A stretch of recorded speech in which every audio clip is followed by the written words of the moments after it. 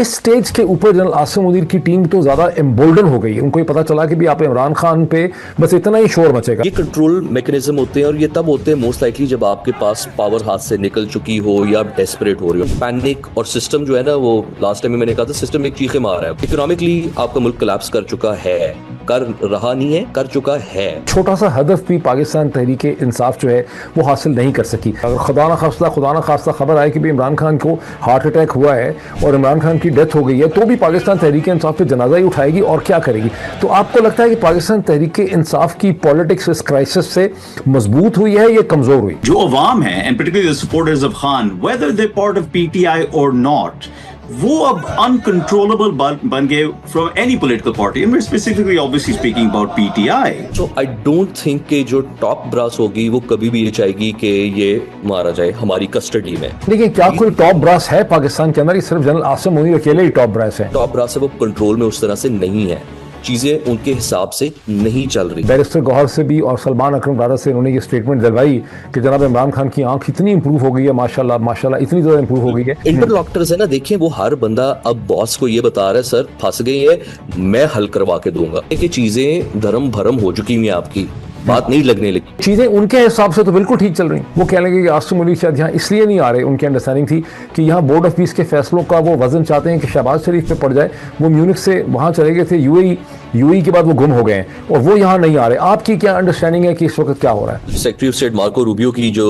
Last Munich security conference के ऊपर जो स्पीच थी ना, I would not have expected कि कोई रिस्पॉन्सिबल स्टेट्समैन 21st सेंचुरी के शुरू में इस किस्म की बात करे। वो बात वही है, but this is an extension of the board of peace itself. Can one imagine इस तरह का एक colonial setup, just like the Balfour Declaration of 100 years ago? तो तब आपको समझ आ जाएगी कि ये जो पाकिस्तान के साथ जो रिलेशनशिप एक बिल्ड हो रहा है वो क्यों हो रहा है। लेजिटिमेट गवर्नमेंट है, मिलिट्री गवर्नमेंट है, आपकी एक डिक्टेटर है। अगर हिंदुस्तान भी नॉर्थ अफ्रीका और मिडिल ईस्ट की सिक्योरिटी के अंदर इन्वॉल्व हो जाता है और दूसरी तरफ से पाकिस्तान भी उसमें इन्वॉल्व, तो ये तो बड़ी अजीब और गरीब किस्म की खिचड़ी पक रही है ना। इसमें जो आपने तो कहा था कि पाकिस्तान एक कॉलोनियल रोल एक्सेप्ट कर रहा है, ये तो कुछ और ही हो रहा है। अगर पाकिस्तान एक प्राइवेट डिफेंस कॉन्ट्रैक्टिंग कंपनी होती तो this would have been a very successful private defence contracting company. इस वक्त जो आर्मी चीफ है उनको 90% मैं आपको श्योरिटी से बता सकता हूँ, उनको ये नहीं पता कि जनरल बाजवा की क्या डिस्कशंस हुई होंगी चाइनीज के साथ, क्या अंडरस्टैंडिंग हुई थी जिसके ऊपर चाइनीज चीखते हैं। यहाँ पे फौज प्रेस कर रही है, हालात बना रही है कि नीचे से भी प्रेशर है, पार्टी की तरफ से,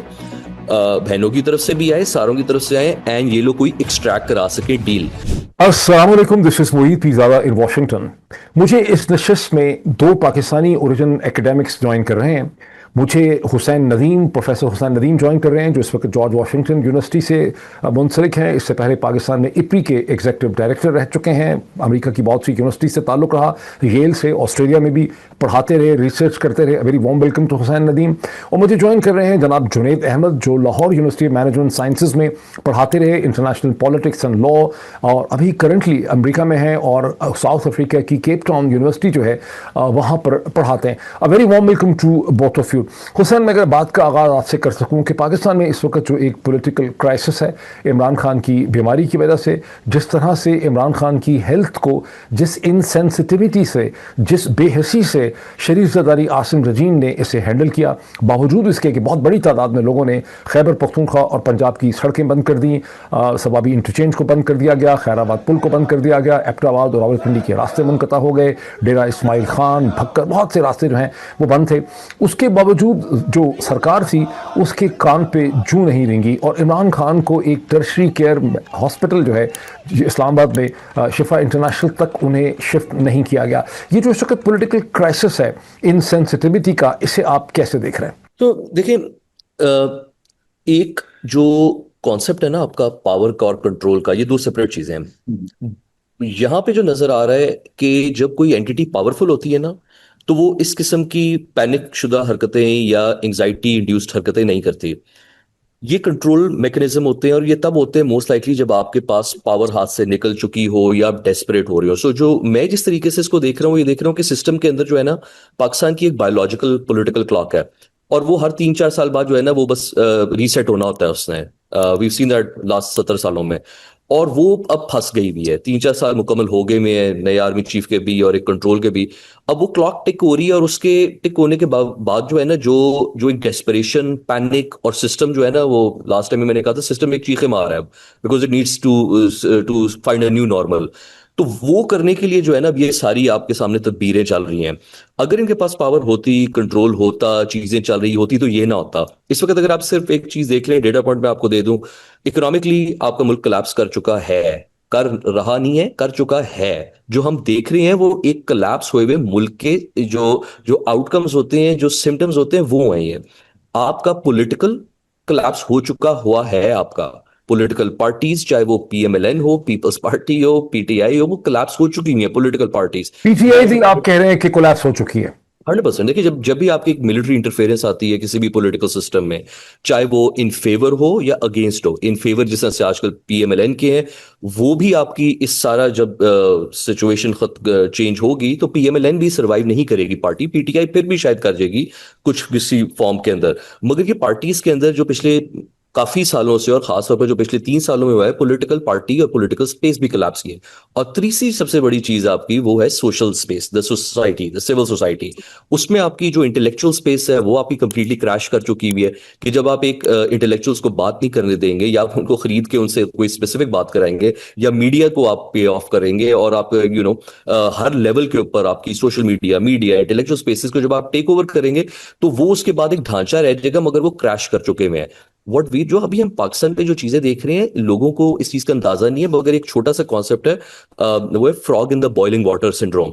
कि आपको कभी भी अगर आपने फ्रॉग को बॉईल करना है पानी में, तो आप उबलते हुए पानी में नहीं डालते, वो जब मार के बाहर आ जाता है। तो आप उसको एक अच्छे कोसे पानी में डालते हैं, उसको फील होता है वो सोना में है, एंजॉय करता है, और आहिस्ता आहिस्ता वो सिंक करता करता वहीं पे पिघल जाता है। That is what has happened with Pakistan as well, frog in the तो ये जो बॉइलिंग आपने वाटर सिंड्रोम। सिनारियो इतना खतरनाक खींचा है कि भाई इकोनॉमी कोलैप्स है, पॉलिटिक्स कोलैप्स है, पॉलिटिकल पार्टीज कोलैप्स है, सिविल सोसाइटी कोलैप्स है, तो इसकी फिर इम्प्लीकेशंस क्या है? और इसकी इम्प्लीकेशंस जनरल आसिम मुनीर की जो टीम है, और कहते हैं उनके साथ जनरल आसिम मलिक साहब भी हैं, बहुत ही इंटेलिजेंट जो डीजी आईएसआई हैं, तो इनको नजर नहीं आ रहा कि ये कोलैप्स हो रहा है? और फिर इसकी इम्प्लीकेशंस हैं क्या? वो तो बड़े मुतमईन नजर आ रहे हैं। देखिए, इम्प्लीकेशंस जो है वो तो ऑलरेडी नजर आ रही हैं। सो वो तो हमारे पास डेटा एविडेंस इस वक्त आपका क्या है इम्प्लीकेशंस, क्या है जो नजर आ रही है? वो तो बड़े कंफर्टेबल है, वर्ल्ड बैंक से रिलेशनशिप, आईएमएफ से रिलेशनशिप, जीएसपी प्लस भी उनका चल रहा है, अमेरिका का सदर भी उनके साथ है, यूरोपियंस भी उनको मिल रहे हैं, अब वो अबू धाबी जाते हैं, वहां मिलते हैं, म्यूनिख सिक्योरिटी कॉन्फ्रेंस अटेंड की है। So how do you define उनके लिए क्या प्रॉब्लम? जो कंफर्ट वाली बात की है ना, वो तो देखें, वो एक इंसान वेंटिलेटर पे हो तो वो भी बज़ाहिर तो डेड ही पड़ा हुआ है ना, आपका कंफर्ट में ही बैठा हुआ है, उसको तो कुछ नहीं होश। वो तो जो देखने वाले हैं वो बता रहे हैं ना कि नियर कोलैप्स है, जो वेंटिलेटर पे है, उसको तो नहीं पता ना। तो आपकी पाकिस्तान की जो इस वक्त इकोनॉमी, पॉलिटिक्स, मुल्क एक्चुअली वो वेंटिलेटर पे है। अब उसके जो लीडर हैं, अगर आपके वो कंफर्ट में है, या वो वैसे तो कंफर्ट में नहीं है, अगर इतना कंफर्ट में होते तो पैनिक ना कर रहे होते, Imran Khan wouldn't have been a problem. देखिए, इनकी सोच ये थी कि हम इमरान खान को अंदर कर देंगे और उसके बाद 3 साल में मुल्क की इकोनॉमी बेहतर कर लेंगे, चीजें बेहतर हो जाएंगी और लोग खुश हो जाएंगे, भूल जाएंगे और परफॉर्मेंस दिखाएंगे। अगर आपको याद हो, जैसे कहा था कि देखिए स्टॉक मार्केट ऊपर चली गई है, तेल का प्राइस नीचे आ गए, तो वो कुछ हुआ नहीं है। और अब जो हालात आगे हुए हैं मुल्क के, वो बलूचिस्तान से लेकर खैबर पख्तूनख्वा, आज भी एक टेररिस्ट अटैक हुआ है, बेचारे 11 लोग शहीद हुए हैं उसके अंदर। वो चीजें आपकी एक हद से बाहर जा चुकी हुई हैं। सो मेरे नजदीक, हम क्योंकि हमारा जो हाँ, AI का लेकिन फिर ये चीजें जाएंगी किधर? लेट लेट लेट जुनेद कम। जुनेद, आप इसको कैसे देख रहे हैं? आपने लाहौर यूनिवर्सिटी मैनेजमेंट साइंसेज में पढ़ाया, आप नेशनल डिफेंस यूनिवर्सिटी के साथ भी आपका ताल्लुक रहा, आप वहाँ भी पढ़ाते रहे, अभी आप केप टाउन यूनिवर्सिटी में पढ़ा रहे हैं, पाकिस्तान आपका सब्जेक्ट है, थिंक फेस्ट को भी आप रन करते हैं। आप इस क्राइसिस को कैसे देखते हैं? No, thanks, Doc Saab. Think Fest, first of all, I don't run Think Fest. Maybe I would like to, like, and I don't run Think Fest. I'm just a armchair critic of it. So, I mean, what Hussein said is, I mean, I completely agree with it. I think we have the optics. These people will continue to perform the optics. What I say, geopolitics, as diversion. ठीक है, इनके जो geopolitical statecraft they think they masters of, यहाँ जाना, जैसे बात हो रही थी, to Davos, Abu Dhabi, Washington DC, these photo ops, it is in fact concealing exactly what saying the internal collapse. तो आई मीन दिस, ये तो बहुत हमें, this is becoming clear to everyone. मतलब है कि कैसे, कौन होता है चीफ ऑफ आर्मी स्टाफ यहाँ से पहुंच के वहां से पहुंच के like he's and जब when Shahbaz Sharif is with him he's kind of like babysitting him in these places, so all of this in some ways कि I really do believe कि ये this is concealing the internal decay, वो जो साफ हमें नजर आ रहा है। and actually वही बात है कि Hussein is correct कि this is of the main political parties, of other institutions, but even within we see PTI itself, which should not be a surprise. ठीक है, ये कोई वो हैरानगी बात नहीं होनी चाहिए, because PTI at this particular point has posed itself as obviously the party of Khan, but beyond that, an anti-systemic movement, a movement that is going beyond just the idea of kind of winning in an electoral election, yes, sara kuch, but it at least articulates a message that wants to fundamentally transform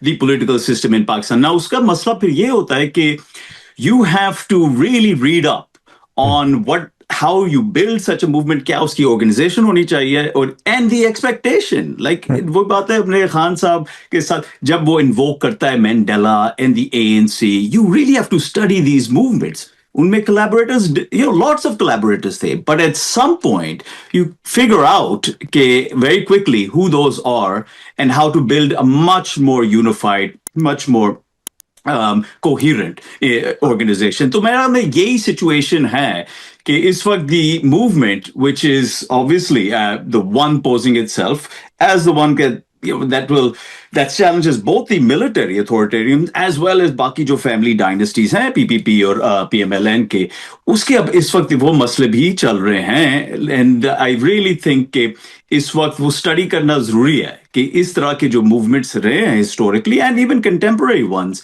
how do they last this type of intense state repression and institutional collapse? अच्छा, ये जब आपने हुसैन ज़रा इसमें आप आए कि गुज़िश्ता चंद दिनों में पाकिस्तान तहरीक इंसाफ ने इमरान खान को मेडिकल फैसिलिटीज़ दिलाने के लिए कि इमरान खान तक उनके ज़ाती मालिज को एक्सेस दें, फैमिली को दें, और सबसे बढ़ के कि उनको एक कम अज़ कम टर्शरी मेडिकल फैसिलिटी जैसी अल शिफा इंटरनेशनल हॉस्पिटल है, शिफा, वहाँ तक उनको ट्रांसफ़र कर, लेकिन पाकिस्तान तहरीक इंसाफ इमरान खान के लिए ये भी ना कर सकी, जबकि लोगों को शक है कि उनको मारने की कोशिश की जा रही है। आखिर कॉज क्या है, क्यों ये retinal central retinal venous occlusion है, इसका मतलब है कि क्लॉट आ रहे हैं। तो क्लॉट कहाँ से आ रहे हैं? एक एथलीट जिसकी अदरवाइज सेहत जो है बहुत अच्छी है, तो एक पूरा मेडिकल एग्जामिनेशन होने की ज़रूरत थी। लेकिन पाकिस्तान तहरीक इंसाफ के नौजवानों ने खैबर पख्तूनख्वा को बंद भी किया, उन्होंने बंद करके दिखा दिया, सवाबी इंटरचेंज बंद कर दिया, उन्होंने खैराबाद ब्रिज बंद कर दिया, एबटाबाद पिंडी इस्लामाबाद के रास्ते बंद कर दिए, 16 मकामात पर उन्होंने धरने दिए। लेकिन उसके बावजूद भी जनरल आसिम मुनीर की टीम ने उन्हें कोई कंसेशन नहीं दी। तो तहरीक इंसाफ जो है वो अपना हदफ, जो बड़ा लॉजिकल हदफ था, छोटा हदफ था, वो ये नहीं कह रहे थे कि इमरान खान को रिहाई दे दें, इमरान खान को पाकिस्तान से बाहर भेज दें या इमरान खान को बनी गाला भेज दें, लेकिन एक छोटा सा हदफ भी पाकिस्तान तहरीक इंसाफ जो है वो हासिल नहीं कर सकी। इस स्टेज के ऊपर जनरल आसिम मुनीर की टीम तो ज़्यादा एम्बोल्डन हो गई। उनको ये पता चला कि भी आप इमरान खान पे बस इतना ही शोर मचेगा, अगर खुदा ना खास्ता खबर आए कि भी इमरान खान को हार्ट अटैक हुआ है और इमरान खान की डेथ हो गई है, तो भी पाकिस्तान तहरीक इंसाफ पे जनाजा ही उठाएगी और क्या करेगी। तो आपको लगता है कि पाकिस्तान तहरीक इंसाफ की पॉलिटिक्स इस क्राइसिस से मजबूत हुई है या कमज़ोर हुई? इसको थोड़ा अगर हम प्रिज्म चेंज कर देना पॉलिटिक्स का, और इसको हम एज अ ट्रीट करें वॉर टाइम्स, क्योंकि यहाँ पे जो है ना ज्यादा बेहतर एप्लीकेशन है वॉर की। पॉलिटिक्स जो है ना उसके ट्रेडिशनल जो पॉलिटिकल थ्योरीज हैं वो अप्लाई होती नहीं है इस सिचुएशन में, बिकॉज यहाँ पे पॉलिटिक्स नहीं हो रही। एक मिलिट्री आपकी इन्वॉल्व है और उसने गन्स पकड़ी हुई है और वो आपके उठा सकते हैं, चीजें करते हैं। Practically military has declared war on the people of Pakistan and on the political party। तो जब आप वॉर की थ्योरीज को अप्लाई करेंगे यहाँ पे, तो आपकी सेंस ज्यादा अच्छी बननी शुरू हो जाएंगी। और इस वक्त जो हो रहा है पाकिस्तान में, खासतौर पर जो आप बात करें पीटीआई की, वो एक फॉग ऑफ वॉर है आपकी, और उसके अंदर जो कम्युनिकेशन लाइंस जा रही हैं, जो आपकी इस्टेब्लिशमेंट है या फौज है, वो आपकी पार्टी ए से भी बात कर रही है, फैक्शन बी से भी बात कर रही है, सी से भी कर रही है, डी से भी कर रही है, और वो आपस में बात नहीं कर रहे। A lot of them जो है विद इन द पार्टी, वो उससे ये बात नहीं कर रहा, ये बात नहीं कर रहा, वहां पे यूनिटी नहीं है, नेचुरली हो भी नहीं सकती जो हालात है वहां पे। यहाँ पे प्रॉब्लम ये आ रही है कि अगर फौज एज्यूम करें कि वो एक्चुअली इस मसले का हल भी कराना चाहती है, तो वो पोजीशन में नहीं रही अब जैसे एक जमाने में होती थी। मिलिट्री के पास लेवरेज होता था वहां। इसकी कोई एविडेंस है कि फौज इस मसले का हल निकालना चाहती? मैं ये कह रहा हूं अगर हम अज्यूम भी करें कि अगर वो मसले का हल भी कराना चाहती है, बिकॉज देखें इस वक्त अगर मैं मिलिट्री को एडवाइस कर रहा हूं या मैं उनके साथ उनकी एडवाइजरी पैनल में हूं, तो मैं स्ट्रेटेजिकली ये सोच रहा हूँ कि यार मैंने अपने आप को इस हल से निकालना कैसे है। बिकॉज देखिए एक साफ सी बात है, अगर हम इस सिनेरियो प्ले करें तो इमरान खान को जेल में रखना भी प्रॉब्लम है उनके लिए। अगर खुदा न खास्ता कुछ हो जाता है तो देखें वो टाइम क्लॉक डन हो जाएगी, वो सिस्टम आपका अपॉइंट करना पड़ेगा आपको। तो वो चीज वो चाहते नहीं कि इमरान खान को खुदा न खास्ता कुछ जेल में हो। आई डोंट थिंक वो नहीं चाहते। अच्छा, आप समझते हैं कि वो नहीं चाहते कि इमरान खान की जिंदगी को नुकसान पहुंचे? सो आई डोंट थिंक कि जो टॉप ब्रास होगी वो कभी भी ये चाहेगी कि ये मारा जाए हमारी कस्टडी में। लेकिन क्या कोई टॉप ब्रास है पाकिस्तान के अंदर? ये सिर्फ जनरल आसिम मुनीर अकेले ही टॉप ब्रास है? सो मैं यहाँ पे यही बात करना चाह रहा हूँ कि जो मुझे नजर आ रहा है इस वक्त वो ये कि जिस तरह से जनरल मुशर्रफ के लास्ट 3 ईयर्स से ना उधर पावर जो है ना वो सिस्टम के अंदर हो चुकी थी टोटली क्रैश। ट्राइबल्स बन चुके हुए थे, ग्रुप्स हो चुके हुए थे, and they were neck on with each other. यहाँ पे भी जो मुझे नजर आ रहा है वो जो सिग्नल्स आ रहे हैं ना सिस्टम के अंदर से वो ये आ रहे हैं कि शायद जो टॉप ब्रास है वो कंट्रोल में उस तरह से नहीं है, चीजें उनके हिसाब से नहीं चल रही। कोशिश कर रहे हैं मगर नहीं चली, and that is very normal by the way. System जब आपका टूटना शुरू होता है तो उसके अंदर से आपकी मिक्स चीजें जा रही होती है। जो मेरी समझ है, जो अंडरस्टैंडिंग द पाकिस्तानी पॉलिटिक्स और पैरी भी कैसे होता रहा, अब वो ये कि डिफरेंट जो लेयर्स है ना आपकी सिस्टम के अंदर वो डिफरेंट लेयर्स ऑफ पीटीआई से भी बात कर रही हैं, पीएमएलएन से भी बात कर रही हैं, और एक तरह से ये सारी जो है ना लेकिन जब ये complex डिफरेंट देखिए, dependency जब बनी हुई है। पाकिस्तान जब पीटीआई के डिफरेंट सेक्शंस के साथ ये बात करते हैं तो ये पीटीआई को as a political party dysfunctional कर देते हैं। ठीक, अभी पिछले चंद 24 घंटे में 36 घंटों में बैरिस्टर गौहर से भी और सलमान अकरम राजा से उन्होंने ये स्टेटमेंट दिलवाई कि जनाब इमरान खान की आंख इतनी इंप्रूव हो गई है, माशाल्लाह माशाल्लाह इतनी ज़्यादा इंप्रूव हो गई है कि उनको अब घड़ी की सुइयां भी नजर आने लग गई हैं। ठीक है, पहले उनकी 85% जा चुकी थी, अभी उसी आंख से उनको घड़ी की सुइयां भी नजर आने लग गई। ठीक है, तो भाई वो सलमान अकरम राजा को भी यानी हैंडल कर रहे हैं, वो गौहर को भी हैंडल कर रहे हैं, वो हो सकता है सुहेल आफरीदी को भी हैंडल कर रहे हैं, वो हो सकता है तहरीक तहफ़्फ़ुज़ आईन पाकिस्तान को हैंडल करें। आपको उसमें उनका फेलियर नजर आता है? मुझे ऐसा लगता है कि वो अपने हिसाब से तिगनी का नाच नचा रहे हैं, तिगनी का नाच नचा रहे हैं। तो मैं आपको इसमें बड़ी मजेदार एक चीज बताता हूँ। वो ये कि जो सिस्टम है ना हमारा पाकिस्तान के अंदर, आप मैं बड़े सिस्टम सिविलियन की तो बात ही नहीं कर रहा, मैं with in the let's say आपकी जो एस्टैब्लिशमेंट के सिस्टम की बात कर रहा हूँ। वहां पे जैसे बाकी सारा सिस्टम चलता है ना, उधर भी वही वाले प्रॉब्लम्स हैं कि मल्टीपल ओवरलैपिंग रोल्स हैं। सो फॉर इंस्टेंस अगर एक डीजी है, एक कमांडर है, एक ही है, उन सारों के पास मल्टीपल जो है ना उनको दी हुई, और हर किसी ने अपनी प्रमोशन की कोशिश करनी है। तो वो क्या करते हैं, पर्सन ए, पर्सन बी, पर्सन सी, पर्सन डी, वो अपने हिसाब से पर्सन ए, पर्सन बी, पर्सन डी से दूसरी साइड पे बात कर रहे होते हैं। एंड यहाँ पे इदारों को नहीं पता होता कि कौन किसके साथ क्या बात कर रहा है, कौन से प्रोमिस हो रहे हैं। सो फॉर इंस्टेंस शायद कोई एक बंदा अंदर का जो है वो सलमान अकबर राजा से उसने यस किया हुआ है कि जी मैं आपके साथ करके रहूंगा। सबके हैंडलर्स डिफरेंट होंगे ना। सलमान साहब का जो हैंडलर होगा जो उनसे कम्युनिकेट करता है वो बैरिस्टर गौहर का भी use the word handler. Actually मैं कहूंगा जो लोग आपस में बात कर रहे हैं ना, वो हैंडलर का मतलब है कि उनका कंट्रोल है फुल, वो किसी का भी किसी पे कम्युनिकेटर कर ले उसको, कम्युनिकेटर। जो इंटरलॉक्टर्स है ना, देखिए वो हर बंदा अब बॉस को ये बता रहा है सर फंस गए हैं, मैं हल करवा के दूंगा। ये नेचुरली सिस्टम में होता है, मेरी आंखों के सामने ये चीजें हुई है कि जब पता लग गया कि बॉस फंस गया, चीजें फंस गई है, SIFC नहीं चल रहा, क्रिकेट टीम नहीं चल रही, कुछ नहीं चला, तो अब आप प्रेजेंट करेंगे सर मेरे पास मसले का हल है, 3 दिन में मैं करा दूंगा। वो जब चीजें होनी शुरू होती है तो वो बस समझे फ्री फॉल होता है आपका। जिस तरह से मैं पाकिस्तानी पॉलिटिक्स देख रहा हूं, पाकिस्तानी पॉलिटिक्स इस वक्त free, not just the politics, the मुल्क एक पूरा फ्री फॉल में। आपका क्वेश्चन सिर्फ ये कि ये सैंड पे लैंड करेगा या रॉक्स पे लैंड करेगा, ये सिर्फ डिसीजन है। और इस डिसीजन के अंदर जो है ना पावर डिस्ट्रीब्यूट हो ये डिसीजन है, ये बेसिकली ये तो एक पजल है ना। ये तो डिसीजन तो ना हुआ ना, ये तो पजल है कि सैंड पे लैंड करेगा या रॉक पे लैंड करेगा। नहीं, वो ये है कि अब देखिए अगर इमरान खान बाहर आ जाता है, सारी चीजें ठीक कर भी लेता है, तो शायद अब सैंड पे लैंड हो जाएगा। मेरा नहीं ख्याल कि वो जो क्रैश जो हो चुका हुआ है ना वो रिवाइव नहीं हो सकता अभी आपका। अगर नहीं होता और इसी तरह से जैसे इमरान खान साहब अनफॉर्चुनेटली अल्लाह ना करे अगर वो उनकी जेल में असैसिनेशन या डेथ हो जाती है, तो वो आपका सिस्टम रॉक पे लैंड करेगा, और उसका फिर वो वो केओस जो होगा ना उसको बड़ा हार्ड होगा टू प्रिडिक्ट इनटू मैप। तो मेरे नजदीक जो इस वक्त जो आपकी जो सिचुएशन है ना वो है फॉग ऑफ वॉर है, और इसके अंदर बहुत ज्यादा एक्टर्स इन्वॉल्व हैं। और वो सिर्फ ये नहीं कि पीटीआई और एस्टैब्लिशमेंट है, पीटीआई के अंदर भी लेयर्स हैं, एस्टैब्लिशमेंट भी लेयर्स हैं, और पीएमएलएन पीपीपी की भी आपकी एक स्टेक्स है इन्वॉल्व इसके अंदर के टू मेक श्योर कि ये चीजें ऐसी ही चलें। तो वो जुनेद, हाँ Junaid, Yeah, Dr. Saab, if I could just add, I mean, specifically इसी discussion पर देखें, it seems like जो बात कर रहा है हुसैन, ये एक micromanage, the state is attempting to micromanage. यहाँ वहाँ, you know, wherever they see कि थोड़ा बहुत ये लोग जरा उठ रहे हैं, खान कले यहाँ जरा ज्यादा शोर मचा रहे हैं, वहां कोई अपना कोई पीटीआई का लीडर, समवन को जो रिप्रेजेंटेटिव है, उसको कॉन्फिडेंस में लेना। अगेन मैं, और ये भी नहीं मैंने कह रहा चाह रहा कि लोग अच्छा लेफ्ट राइट एंड सेंटर ये सारे कोलैबोरेटर्स बन गए, no, but this is the way the state is operating at this particular point, micro managing and attempting to kind of assuage, put out these fires, इधर उधर ये वो।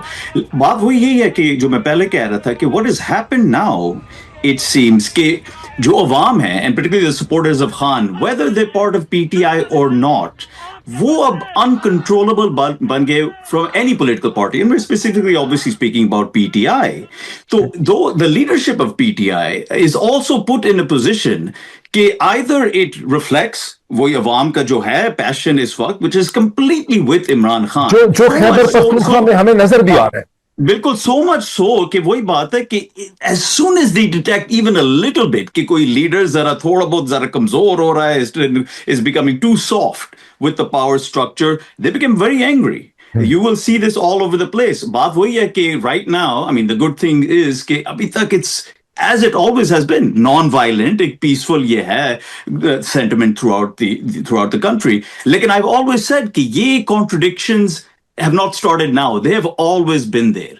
A population, supporters of Khan, that are going in more, when I say radical directions, means they want more transformational politics. ठीक है, should not be politics as it has always been. तो वो इस direction में जा रहे हैं, and the leadership is. Professor Junaid, first of all तो ये कि wherever आप महसूस करें या हुसैन महसूस करें कि भाई आप इंटरवीन करना चाहते हैं और बिकॉज एक आइडिया आपके जहन में, तो please feel free to jump in. अगर मैंने रोकना होगा तो मैं आपको रोक लूंगा।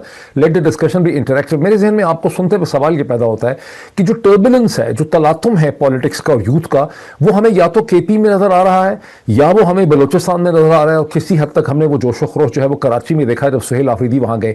पंजाब जो सबसे बड़ा सूबा है जहां तकरीबन 13 करोड़ पाकिस्तानी रहते हैं, वहां हमें कोई खास पॉलिटिकल टर्बुलेंस नजर नहीं आती। और मिलिट्री जो रजीम है जनरल आसिम मुनीर का, उनके यही चीज उनके फेवर में जाती है। पंजाब की बार एसोसिएशन को देख लें, वकला को देख लें, फैकल्टीज को देख लें, स्टूडेंट्स को देख लें, सेकेंडरी पॉलिटिकल लीडरशिप देख लें, लेबर यूनियंस देख लें, दुकानदारों को देख लें, यूटिलिटी कॉर्पोरेशन देख लें, वहां कोई भी नहीं है। वहां तो ऐसा लगता है कि उन्होंने एक्सेप्ट कर लिया कि भाई ऐसे ही चलेगा। इसके ऊपर मैं एक कमेंट कर सकता हूं इफ यू वांट। हाँ प्लीज गो अहेड। इसलिए ये करूंगा क्योंकि बहुत ज्यादा ये चीज आ रही है कि जी देखिए पंजाब सोया हुआ है, जाग पंजाब जाग, उठ नहीं रहा पंजाब।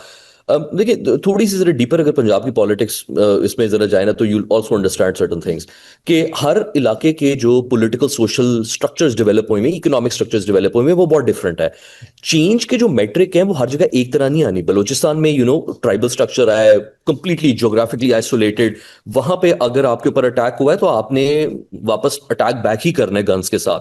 केपीके के अंदर बहुत इलाकों के अंदर ही है, मगर जो पंजाब की पॉलिटिक्स है starting from the British time, it is far more develop, far more sophisticated. यहाँ पे economic social political structures exist करते हैं। So over the course of hundreds of years जो है लोगों के अंदर ये समझ है कि यार ये जो अभी आर्मी चीफ है ये ज्यादा देर टिकेगा नहीं, हमें क्या जरूरत है कुछ करने की, इसे टिकना नहीं है। पहले भी आए थे इसी तरह के, 3-5 साल बाद जब निकल जाती निकल जाएंगे।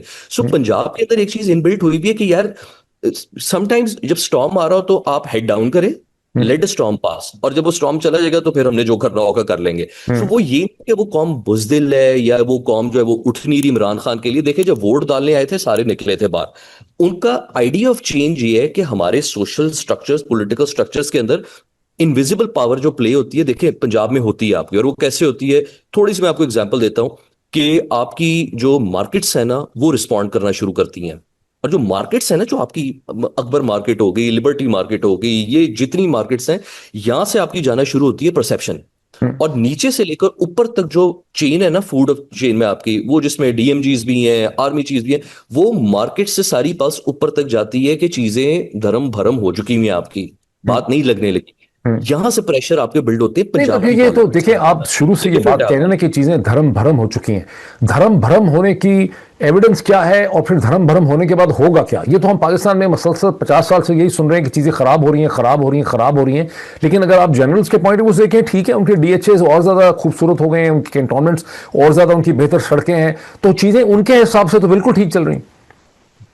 देखिए, शॉर्ट टर्म में अगर आप कहें तो हाँ जी बहुत अच्छी चल रही है। मैंने एक नई मर्सिडीज ले ली है, मैंने एक नई BMW ले ली है, मैंने 4 कनाल का घर ले लिया है। थोड़ा मिड टर्म में देख लें, हर कोई बाहर भी भागना चाह रहा है या अपने बच्चों को बाहर भिगाना चाह रहा है। अगर तो चीजें इतनी अच्छी चल रही हैं तो फिर आप अपने बच्चों को बाहर क्यों भेज रहे हैं या खुद क्यों आप बाहर जाना चाह रहे हैं? तो मेरा नहीं ख्याल कि एविडेंस के उनकी 6 कनाल के घर होने शुरू हो गए हैं वो एविडेंस है कि जी मुल्क आपका बेहतर हो रही है, उनके पर्सनल लेवल पे उनकी हालात बेहतर हो गए हैं, मगर उनको ये पता है कि मुल्क का दिवालिया निकल चुका हुआ है आपका। इस पे कोई शक नहीं है बाप का कि उनको नहीं लगा। Do they care about the मुल्क? अभी मैंने सुना है कि पंजाब की हुकूमत ने एक VIP प्लेन ले लिया है, कोई बड़ा महंगा किस्म का, जो तकरीबन भागने के लिए लिया 1000 करोड़, हाँ 1000 करोड़ से वो मोहतरमा मरियम नवाज साहबा के इस्तेमाल में है, और 1000 करोड़ से ज्यादा उसकी मालियत बनती है, $40 मिलियन। तो उनको फर्क मेरे लिए तो ये बहुत बड़ा एक एविडेंस है कि देखें, आपने प्लेन लिया है एज एन इंश्योरेंस पॉलिसी, अभी तक आप PF का यूज कर रहे हैं, कल को हुकूमत उलट गई जो कि उलटनी है आपकी, तो आपने PF के प्लेन पे कैसे भागना है या कमर्शियल एयरलाइन पे क्या जाना है? You need your own insurance policy. और मैं इसलिए कह रहा हूं क्योंकि अफगानिस्तान में भी अगर आप देखें या जहां जहां पे भी रेवोल्यूशन आई है ना मुल्कों में,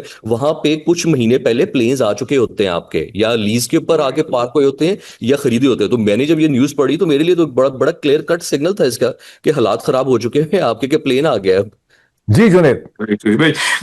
That's an excellent point, actually. I mean, even when the Taliban came to power 2021, किस तरह अशरफ गनी ने प्लान किया हुआ था सारा कुछ। Anyways, देखिए ये तो एक हम सुनते जाते हैं जब भी this constant refrain, क्या कि देखें जी वो सो गए हैं। अच्छा, जब उठते हैं फिर हम एक्साइट होते हैं, ओ पंजाब में उठ, ये वो उठ, एंड देन जब हमें विजिबल साइंस नहीं मिलते, we immediately go back to देखे वो सोए हुए हैं, वो कभी भी नहीं करते। सो आई थिंक इसके साथ we have to be very careful. देखें व्हाट हैज हैपेंड इज के places like Balochistan या KPK, वहां तो they're used to इस तरह के military operations and that type of thing. देखिए पंजाब में it's this strange relationship in which फौज हमेशा से they have expected this population to love them or at least respect them.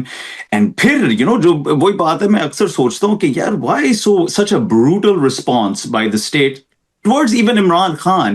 And I think I've always argued कि उसमें one of the main factors is that how dare Punjabis have gotten risen up against us, have this view which is omnipresent. I mean, I would have students and they'd be in DHA and these types of places, and their fathers or someone would be in the military, would be some officer. I know instances in which the child and the mother would not even speak to the officer, to the father, just for being in the part of the officer corps. So baat ye ki that sentiment of course has shifted. There's no question about it in Punjab, and it has arisen and it has faced the brunt of state violence. हम सब जानते हैं ये what has happened. So I think we just have to analyze what is again the specific moments पर where they feel confidence. ठीक है, where they feel confident. अब वही बात है कि who feels confident? हाँ वही बात है डॉक्टर साहब, you have the fundamental again. I think the contradiction वो यही है कि this movement has in some ways gone beyond the limited kind of political aspirations of the PTI. And I'm not saying कि वो कोई PTI से वो abandon कर रहे हैं। क्या आप ये कह रहे हैं, if I correctly understand, कि ये जो मूवमेंट है लोगों की, ये पाकिस्तान तहरीके इंसाफ के कंट्रोल से अब बाहर निकल चुकी?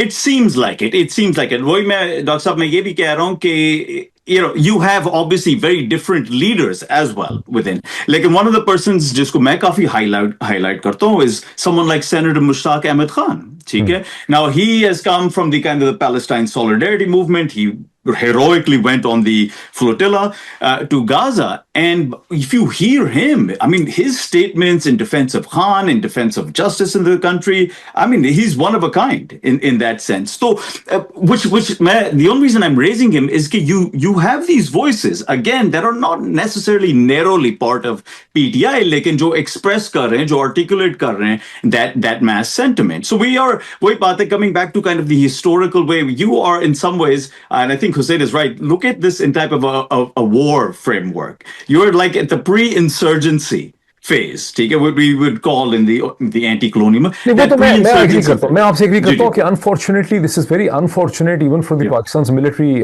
institution कि उन्होंने पाकिस्तान के लोगों के खिलाफ और सियासी जमातों के खिलाफ और हम सब के खिलाफ, मीडिया के खिलाफ, सोशल मीडिया के खिलाफ उन्होंने एक जंग शुरू कर दी है। ऐसे है जैसे कोई एक ऑक्यूपेशन इलाका होता है, जैसे रोमन एम्पायर ने कोई अगर एक प्रोविंस फतह कर लिया गॉल का या फ्रांस का, तो वहां पर अब लोगों के खिलाफ जंग कर रहे हैं। तो Pakistan army unfortunately has become an occupation army against the people of Pakistan, which is a very tragic situation. लेकिन इसका अब आगे क्या होगा?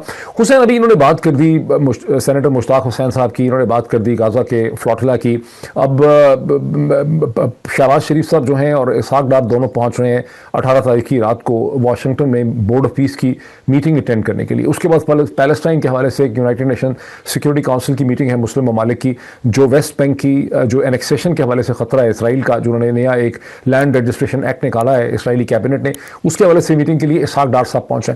मैंने पाकिस्तानी अखबारों में पहले देखा था कि जनरल आसिम मुनीर भी यहाँ पहुंचेंगे, लेकिन फॉरेन ऑफिस ने इसकी कोई कॉन्फर्मेशन नहीं की। अभी इसकी कोई ब्लैक एंड वाइट कॉन्फर्मेशन नहीं है कि क्या army chief general Asim Munir भी यहाँ पहुंच रहे हैं। एक डिप्लोमेट से मेरी बात हुई यूएन में, वो कह लगे कि आसिम मुनीर शायद यहाँ इसलिए नहीं आ रहे, उनकी अंडरस्टैंडिंग थी कि यहाँ बोर्ड ऑफ पीस के फैसलों का वो वजन चाहते हैं कि शहबाज शरीफ पे पड़ जाए। वो म्यूनिख से वहाँ चले गए थे यूएई के बाद वो गुम हो गए हैं और वो यहाँ नहीं आ रहे। आपकी क्या अंडरस्टैंडिंग है कि इस वक्त क्या हो रहा है? देखिए, इसको समझने के लिए अगर आप secretary of state Marco Rubio की जो लास्ट म्यूनिक सिक्योरिटी कॉन्फ्रेंस के ऊपर जो स्पीच थी ना, अगर आप वो 30 मिनट की स्पीच देख लें तो थिंग्स बड़ी क्लियर हो जाती हैं, जिसमें उन्होंने कहा है कि हम मगरिब हैं, हमें ऐसे कहते हैं दुनिया पे कंट्रोल रखना है। उस स्पीच खौफनाक स्पीच की बात, क्लियर कट उन्होंने रिविजनिस्ट रिकॉलोनाइजेशन खुल के बात की है ना कि हम चाहते हैं कि वापस जो है वो, I would not have expected कि कोई रिस्पांसिबल स्टेट्समैन 21st सेंचुरी के शुरू में इस किस्म की बात करे। वो बात वही है, but this is an extension of the board of peace itself. Can one imagine इस तरह का एक कॉलोनियल सेटअप,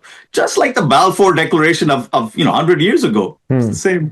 तो उसके अंदर देखिए जो उन्होंने बात की और जो सेट किया एजेंडा कि हम चाहते क्या है, हम चाहते हैं कि रिकॉलोनाइजेशन हो, जहां पे हमारा कंट्रोल था अफ्रीका में इधर उधर, वो दोबारा से हम लोग एक्सेप्ट करें एंड हम यूरोप की हेल्प करेंगे वो कराने के अंदर। उस कॉन्टेक्स्ट में जब आप देखते हैं उनका लार्जर विजन और थिंकिंग क्या है, तो तब आपको समझ आ जाएगी कि ये जो पाकिस्तान के साथ जो रिलेशनशिप एक बिल्ड हो रहा है वो क्यों हो रहा है।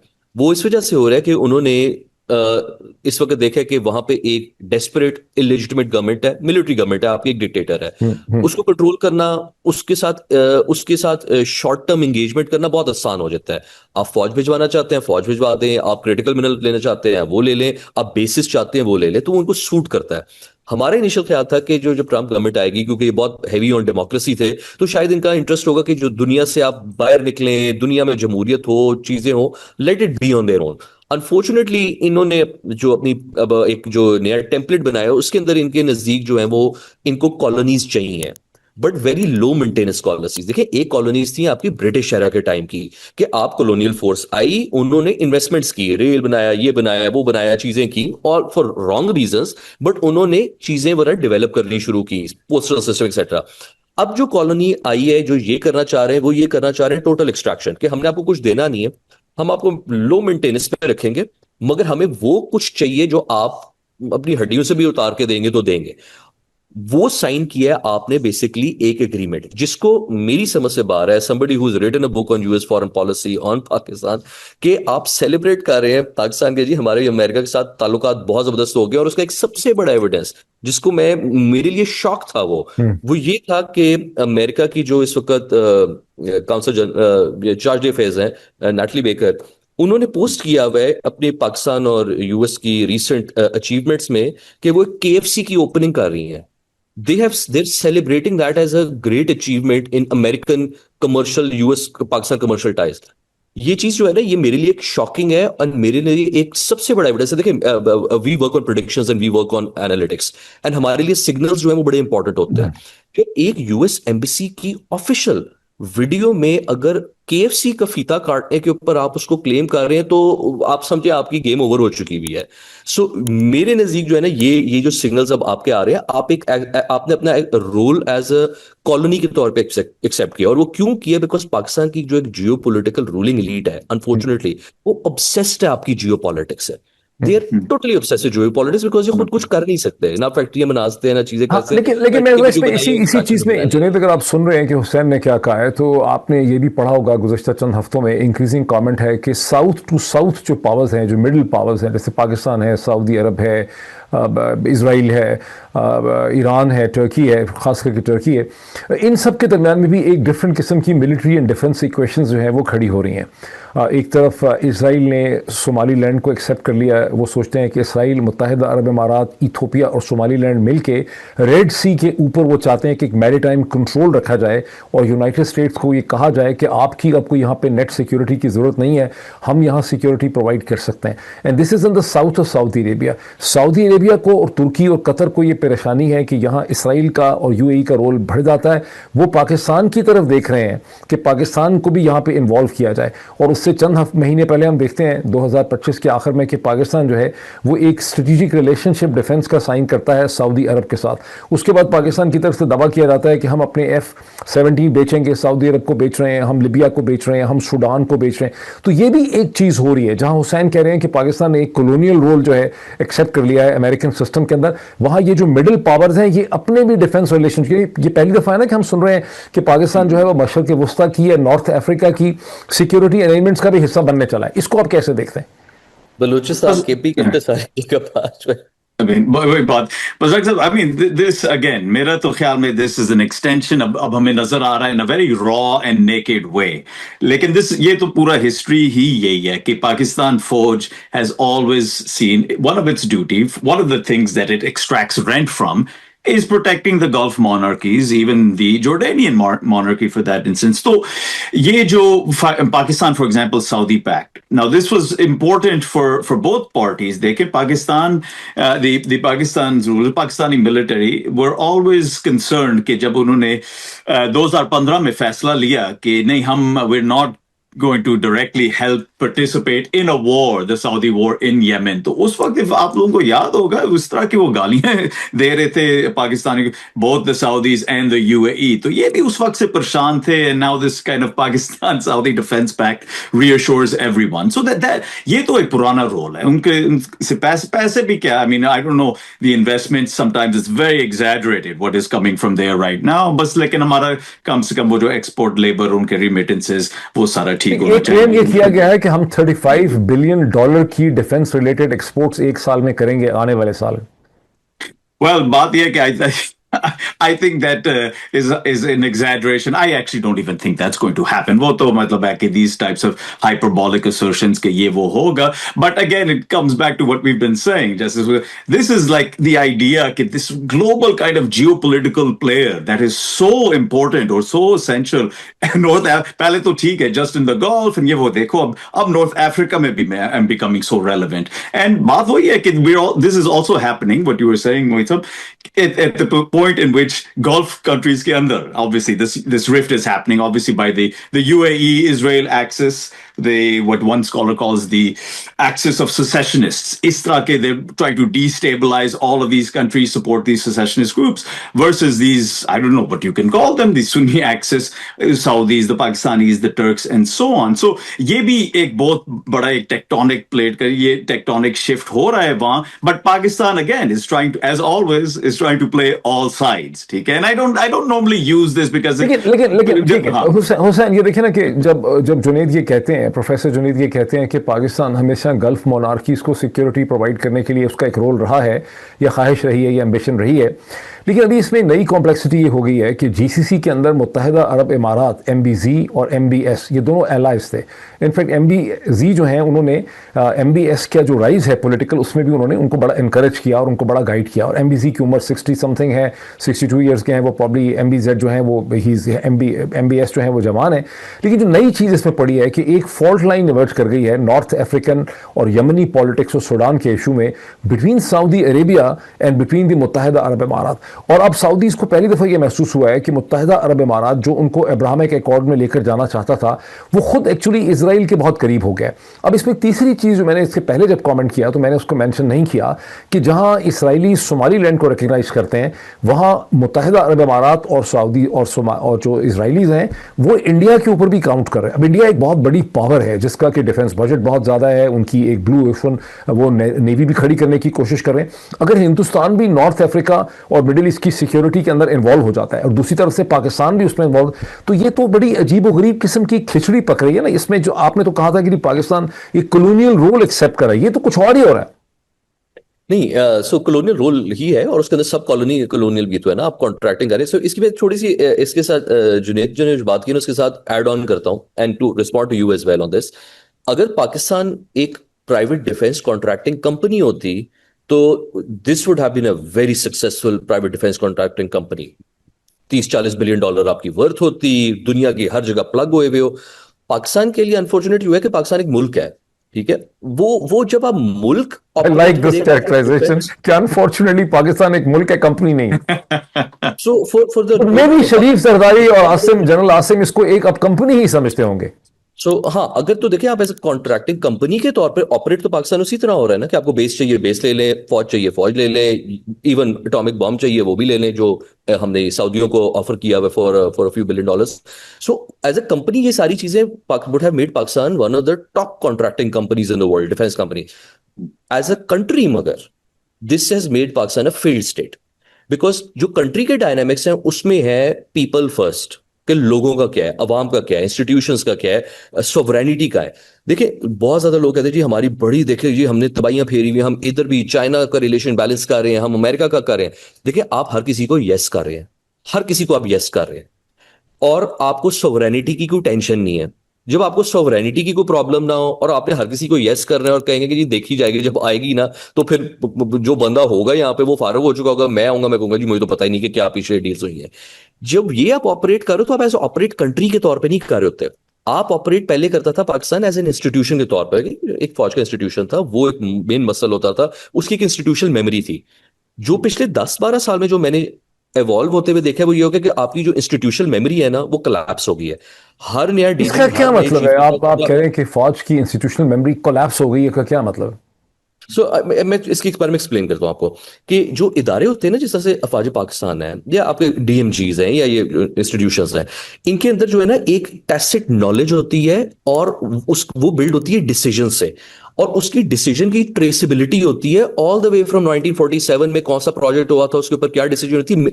आपको पता ही होगा मिनट्स ऑफ द मीटिंग जो होते हैं, जो मिनट्स ऑफ द मीटिंग है ना वो दुनिया की सबसे खूबसूरत चीज है, बिकॉज वो बिल्ड करता है इंस्टीट्यूशन की मेमोरी।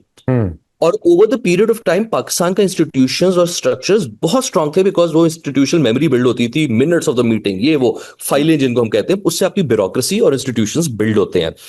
जो पिछले 12-15 साल में हुआ है और उससे 2-3 रीजंस है। पहला रीजन ये डिजिटलाइजेशन हुई है आपकी पिछले 15 साल में, जो डिजिटलाइजेशन हुई है ना, तो जो वो इंस्टीट्यूशनल मेमोरी के मैकेनिक्स थे ना आपके, minutes of the meetings this and that, अब सारी चीजें चल रही है व्हाट्सएप के ऊपर, डिसीजंस हो रही हैं आपकी व्हाट्सएप पे।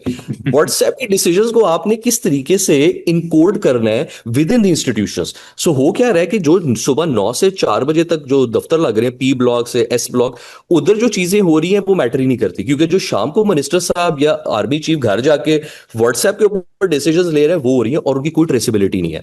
सो वो डिसीजंस होगी समझे जनरल कमर बाजवा की व्हाट्सएप के ऊपर। अब जो नया आर्मी चीफ आ रहा है उसको कुछ पता नहीं है कि जनरल बाजवा ने क्या क्या, जब तक जनरल बाजवा का व्हाट्सएप उसको ना दिया जाए कि किसके हक। और उससे पहले क्या हुई थी, ये देखिए, ये जो व्हाट्सएप कल्चर आया है ये जनरल क्यानी के टाइम पे नहीं था। जनरल क्यानी और थोड़ा जनरल आहिल चीफ के टाइम पे व्हाट्सएप का यूज था आर्मी चीफ।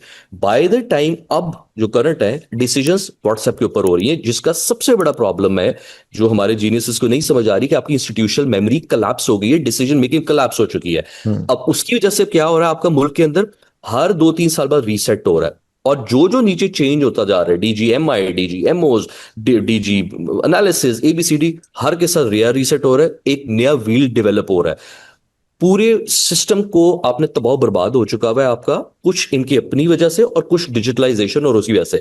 अब उस सिचुएशन में जब आप जा रहे हैं कि जी अब हम जा रहे हैं यमन जा रहे हैं, अब हम जा रहे हैं यहाँ पे जा रहे हैं, अब चाइना जा रहे हैं, इस वक्त जो आर्मी चीफ है उनको 90% मैं आपको श्योरिटी से बता सकता हूं, उनको ये नहीं पता कि जनरल बाजवा की क्या डिस्कशंस हुई होंगी चाइनीज के साथ, क्या अंडरस्टैंडिंग हुई थी, जिसके ऊपर चाइनीज चीखते हैं कि यार आपका जो पिछला बंदा था वो कुछ कहता था, या जनरल बाजवा की अमेरिकन्स के साथ और यूरोपियंस के साथ क्या अंडरस्टैंडिंग थी, या उन्होंने कश्मीर के हवाले से एक्सेप्ट, लोग कहती है ब्यूरोक्रेसी कहती है कि उन्होंने मेमोरी जब आपकी कोलैप्स होती है तो फिर आपका आ जाता है इंडिविजुअल। अब पाकिस्तान आपका पहले एक मुल्क था, फिर आपका इंस्टीट्यूशन था, और अब पाकिस्तान रिग्रेस होकर बन गया वन मैन। और वन मैन जो है वो तो आपका कोई मुल्क नहीं है ना, फिर आपका वो तो फिर आपकी बस वो हवा में ही चीज है वो। It is a very dangerous place to be. Professor Junaid, Yeah. Dr. Let me jump in. And I think we've had this discussion before. Actually, what Hussein is saying, I think is a very large component of why, as I've argued, Asim Munir is qualitatively different. The rule of Asim is qualitatively different from previous military dictators. We should remember, देखो, Ayub still lasted for 8 years. ठीक है? Zia lasted 1958 से 11 exactly for a decade. Then. In fact, Zia lasted for this long. Musharraf lasted for this long. What is the issue right now? कि एकदम ही right at the beginning. Now, I mean, I think that what Hussein is saying, one can also say that this guy is so incredibly ruthless, ठीक है? But that ruthlessness is also very much dependent on the type of neo-colonial relationship he has with Washington, ठीक है? बाकियों के भी, as I've said, of course, they all had Western backing. Like, as I said, at the end of the day, Ayub Khan did write Friends Not Masters, ठीक है? When Zia came to power and he was being given the aid as part of the campaign in Afghanistan, he said at the beginning, this is peanuts. Even Musharraf, मैं कहता हूँ, we of course participated war on terror में, but then he obviously collaborated. लेकिन उसने ये भी कहा, देखो जी, धमकी में दफाया कि if I don't agree, I'll be bombed back to the Stone Age, and that was true. So I do think Asim Munir is this really different, I think, kettle of fish in which he is such a difference तो देखिए ना professor Junaid, एक difference तो ये है कि general Musharraf को confront किया गया by a problem in the sense कि भाई आपको हमारे साथ कोलैबोरेट करना है अफगानिस्तान में, तो डिमांड बाहर से आई। इसी तरह जनरल ज़िया के टाइम पीरियड में जब सोवियट्स ने ऑक्यूपाई कर लिया अफगानिस्तान को, तो वेस्टर्न अलायंस यूनाइटेड स्टेट्स चाहता था कि सोवियट्स को कन्फ्रंट किया जाए। तो दोनों सूरतों में 9/11 में भी और सोवियत इन्वेजन में भी जो इम्पेरेटिव था वो अमेरिका की तरफ से आ रहा था। अब मुझे लगता है, correct me if I am wrong, आप दोनों मुझे करेक्ट करें, मुझे ऐसा लगता है कि अब प्रपोजल्स पाकिस्तान की आर्मी और GHQ की तरफ से आ रहे हैं कि हम अफगानिस्तान में जाके, वो जो एम्बेसडर साहब की पॉल जोन्स का ईमेल लीक हो गई है टू एलिजाबेथ होस्ट, कि हम प्रपोजल रखा है लॉबिस्ट ने कि हम जाके IS तालिबान से या ISF जो है उससे हम अफगानिस्तान में जाके जो वेपन्स अमेरिकन पीछे छोड़ गए हम रिट्रीव कर सकते हैं। सो पाकिस्तान की तरफ से प्रपोजल्स आ रहे हैं, हम आपको क्रिप्टो करेंसी देने को तैयार हैं, हम आपके साथ रेयर अर्थ मिनरल की बात करने को तैयार हैं, हम आपको नोबेल पीस प्राइज देने को तैयार हैं, हम अफगानिस्तान के साथ जंग करने के लिए तैयार हैं, हम मिडिल ईस्ट में ये रोल प्ले करने को तैयार हैं।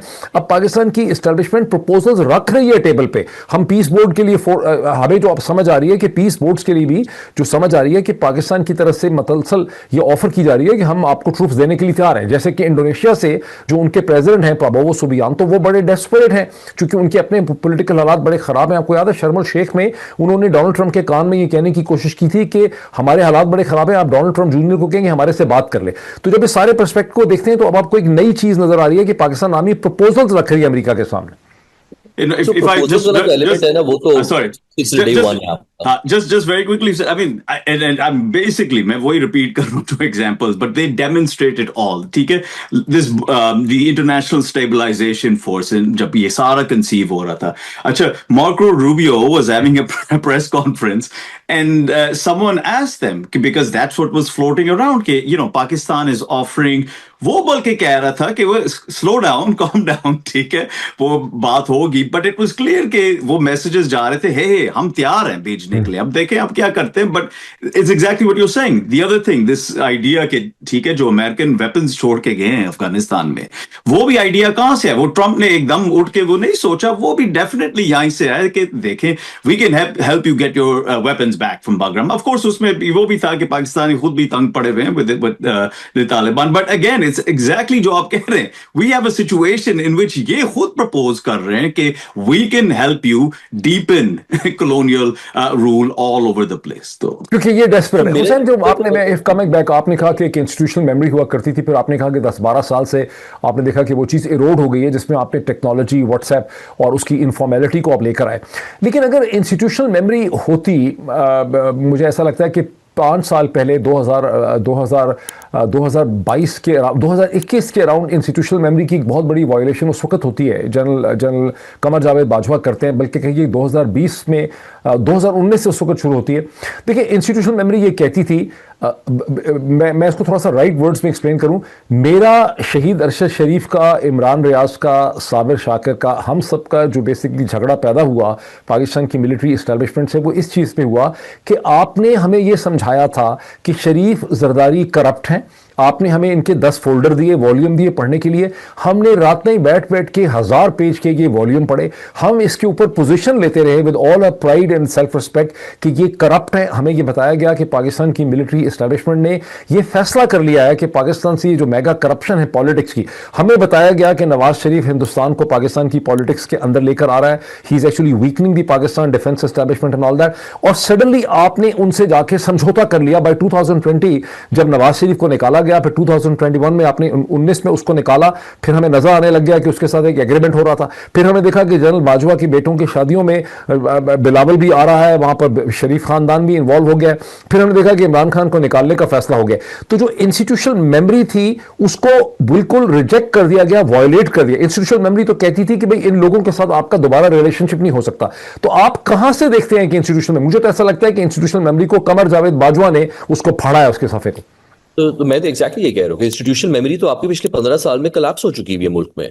सो general Qamar Bajwa was one, उससे पहले जनरल राहील शरीफ के भी जमाने में जब आपके उन्होंने अकाउंटेबिलिटी स्टार्ट की एक, और जिस तरीके से हुई, I don't want to talk more detail on it, but ये जनरल कियानी के बाद से जो है ना आपकी एक जो इंस्टीट्यूशनल मेमोरी थी ऑन सम फंडामेंटल्स, वो आपकी कोलैप्स कर गई हुई है मुल्क के अंदर, जिसका मैंने आपको बताया ताल्लुक डिजिटलाइजेशन से भी है। लीडरशिप जो आपकी आई है जनरल मुशर्रफ एरा के, जो पूरा एक प्रमोशंस हुई, उसके बाद जो लीडरशिप की जो क्वालिटी आई है उसका भी बहुत बड़ा इशू है। और तीसरी चीज जो corporatisation of the Pakistan army है, उसकी वजह से भी आपकी बहुत चीजें चेंज हुई हैं, where the interest are very different. तो ये मल्टीपल लेवल पे आपकी, बट देखें अगेन मैं बात वही कर रहा हूं, अगर आप एज ए डिफेंस कॉन्ट्रैक्टर के तौर पर चल रहे हैं, आप आर्मी चीफ सीईओ है, तो ये एक बेहतरीन कंपनी है आपकी। अगर आप मुल्क के तौर पे चल रहे हैं तो ये दुनिया का सबसे खतरनाक और सबसे ज्यादा डेंजरसली कोलैप्स्ड फेल्ड स्टेट है आपकी। पाकिस्तान को ब्लैक बॉक्सेस की तरह की कंपनी बन जाना चाहिए। अगर वो बन जाए तो देखिए आपकी थिंग्स बी वेरी डिफरेंट। आप लोगों को रख लें फिर नौकरी पे, जितनों को रख लें, और आप ऑपरेट करें उस तरह से, मगर उसके फिर अपने बहुत बड़ी वो प्रॉब्लम्स हैं जो आएंगी उसके साथ, जो कॉन्ट्रैक्टर्स के साथ आती है। मगर जो मुल्क की जो डायनामिक्स है ना, आपने बेसिकली मुल्क के डायनामिक्स छोड़ दिए हुए हैं। जो इंस्टीट्यूशन के डायनामिक्स हैं वो भी आपने छोड़ दिए हुए हैं। आप इंडिविजुअल के डायनामिक्स के ऊपर आप चल रहे हैं, जिसके अंदर आप जो बाकी सारा मुल्क है उसको एज अ कंपनी के तौर पर शॉर्ट टर्म पॉलिसीज के ऊपर चला रहे हैं, थिंकिंग कि यार जब टाइम खत्म होगा नया आएगा तो वो देख लेगा। फिर ये जो चीज है ना, ये this is the crux of why we are here, जो आप बात कर रहे हैं, ये फॉरेन पॉलिसी पे भी और डोमेस्टिक लोकल पॉलिसी पे भी। बिकॉज जो नया अगला आर्मी चीफ आएगा, मैं आपको बता दूं सबसे पहला काम ये हो रहा है, और इमरान खान के साथ हालात बेहतर कर रहे हैं, अगर तब तक इमरान खान ऑलरेडी बाहर ना आ गया होगा। Because common sense with in the system is basically, नया आर्मी चीफ अब कैसे आएगा? जब जनरल आसिम मुनीर को 5 साल की, तो नया आर्मी चीफ कैसे आएगा? पाकिस्तान में प्रोटोकॉल के थ्रू, या ना कोई आता है ना कोई जाता है, जो जिस तरीके से आते हैं उसी तरह वापस भी जाते हैं वो। So there are mechanics system के अंदर बिल्ट है कि एग्जिट किस तरह से होता है आपका। We have seen that before too many times. अच्छा जुनैद, आपका एक सब्जेक्ट लॉ था, आपका एक सब्जेक्ट ग्लोबल पॉलिटिक्स के अलावा लॉ भी आपका एक सब्जेक्ट था Lahore university of management sciences में। जो पाकिस्तान में अदालतों का कोलैप्स आप देख रहे हैं, जिस तरह से हाई कोर्ट्स का कोलैप्स है, सुप्रीम कोर्ट को स्प्लिट कर दिया गया between a federal constitutional court and supreme court of Pakistan. फिर जिस तरह से आपने देखा कि इन्होंने सुप्रीम कोर्ट के सारे rules of appointment, transfer, posting, वो सब इन्होंने चेंज कर दिए, 26th अमेंडमेंट, 27th अमेंडमेंट।